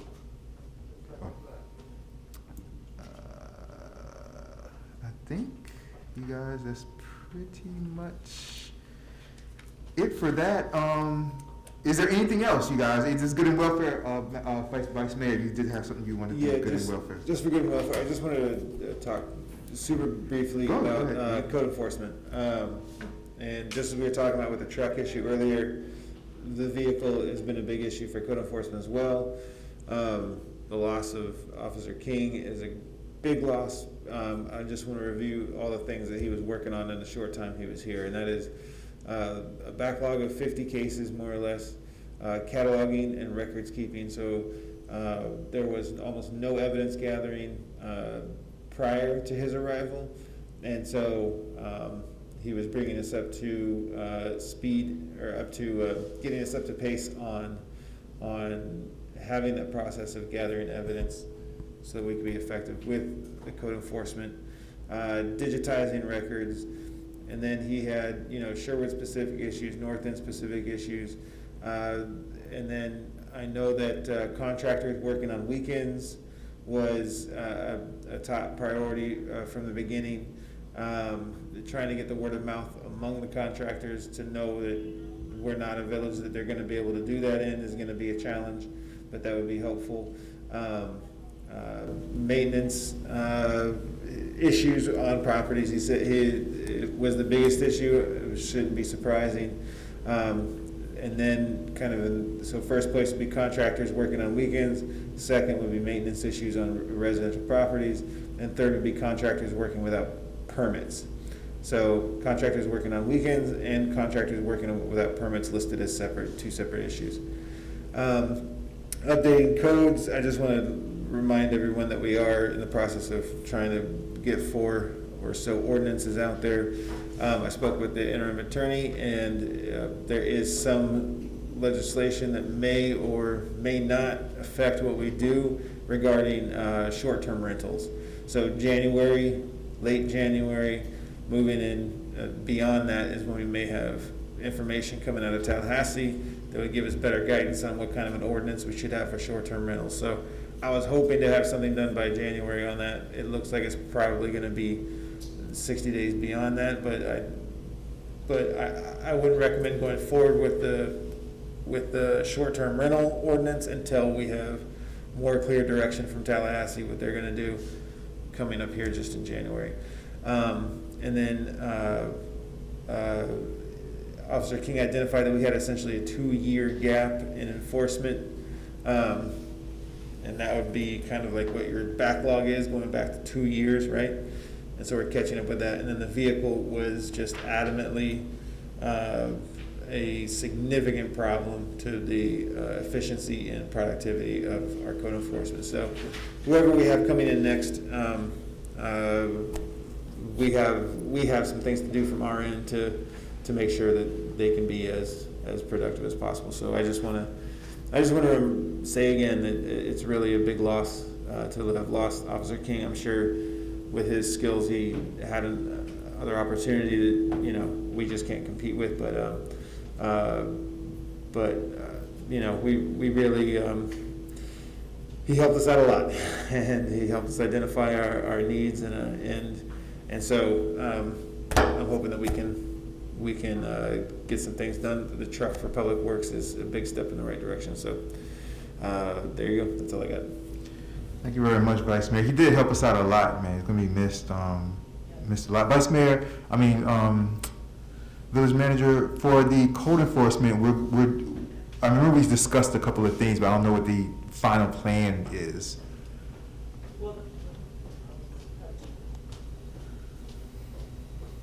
Thank you, Vice Mayor Irma, for those words about code enforcement, because I agree, and I was remiss with not mentioning that Officer King departed for, greener pastures, and we, wish him the very best. But yeah, we had some, some problems that, we just can't compete with other bigger municipalities who can, get better opportunities. So he is missed already. He says he will come back and help on his day off if we really are in a lurch. But I have an ad out now in Indeed as well as on the village website, and we are looking to replace him. But finding a qualified, once you've had someone who's very qualified, we don't want to go back into a place where we're not doing everything we can do. So I right now just don't have a good bunch of resumes. I'm still going to pursue that. I want to do a good hire and get someone in who can really assist us. But in the meantime, Our police officers are stepping up again, as they've done for us in the past, and Chief Magnuson put out a directive for that. And then even our Public Works staffer is attempting to help out a bit where he can on just pointing out some issues. And he did a ride through for a couple of days with Mr. King just to see some problem areas and to try to help addressing that. So we're going to identify a new candidate. I'll keep you all apprised of that, but I'm looking for good staff members. And so we've done that well with the new building clerk. I'm hopeful that we'll have quota enforcement.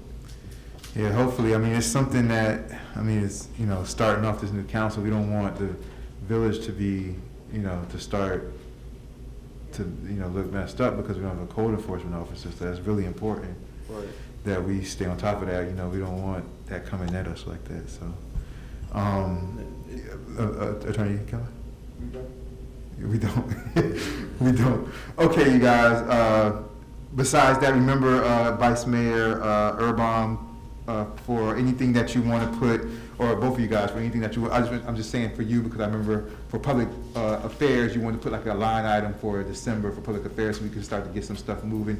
You know, if you want to work with Miss Fruitstone, with the Women's Club, with the Caroline, and if you want to do anything with like a food drive and stuff like that, we'll then put that line item in December. Anything you want added to the December agenda, just get it to the clerk whenever you get a chance, all right?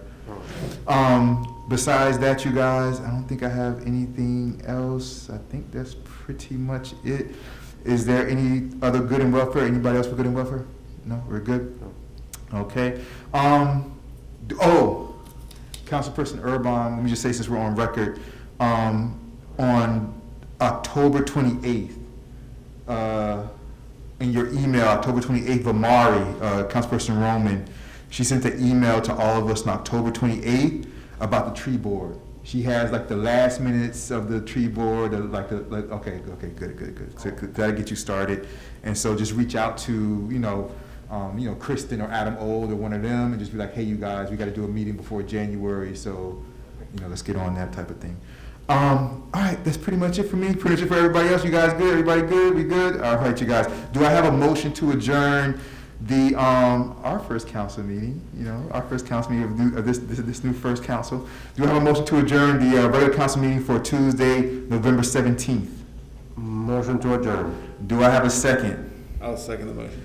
Thank you very much. The regular council meeting for Tuesday, November 17th, 2020 is adjourned at. Time is it 10:33 p.m.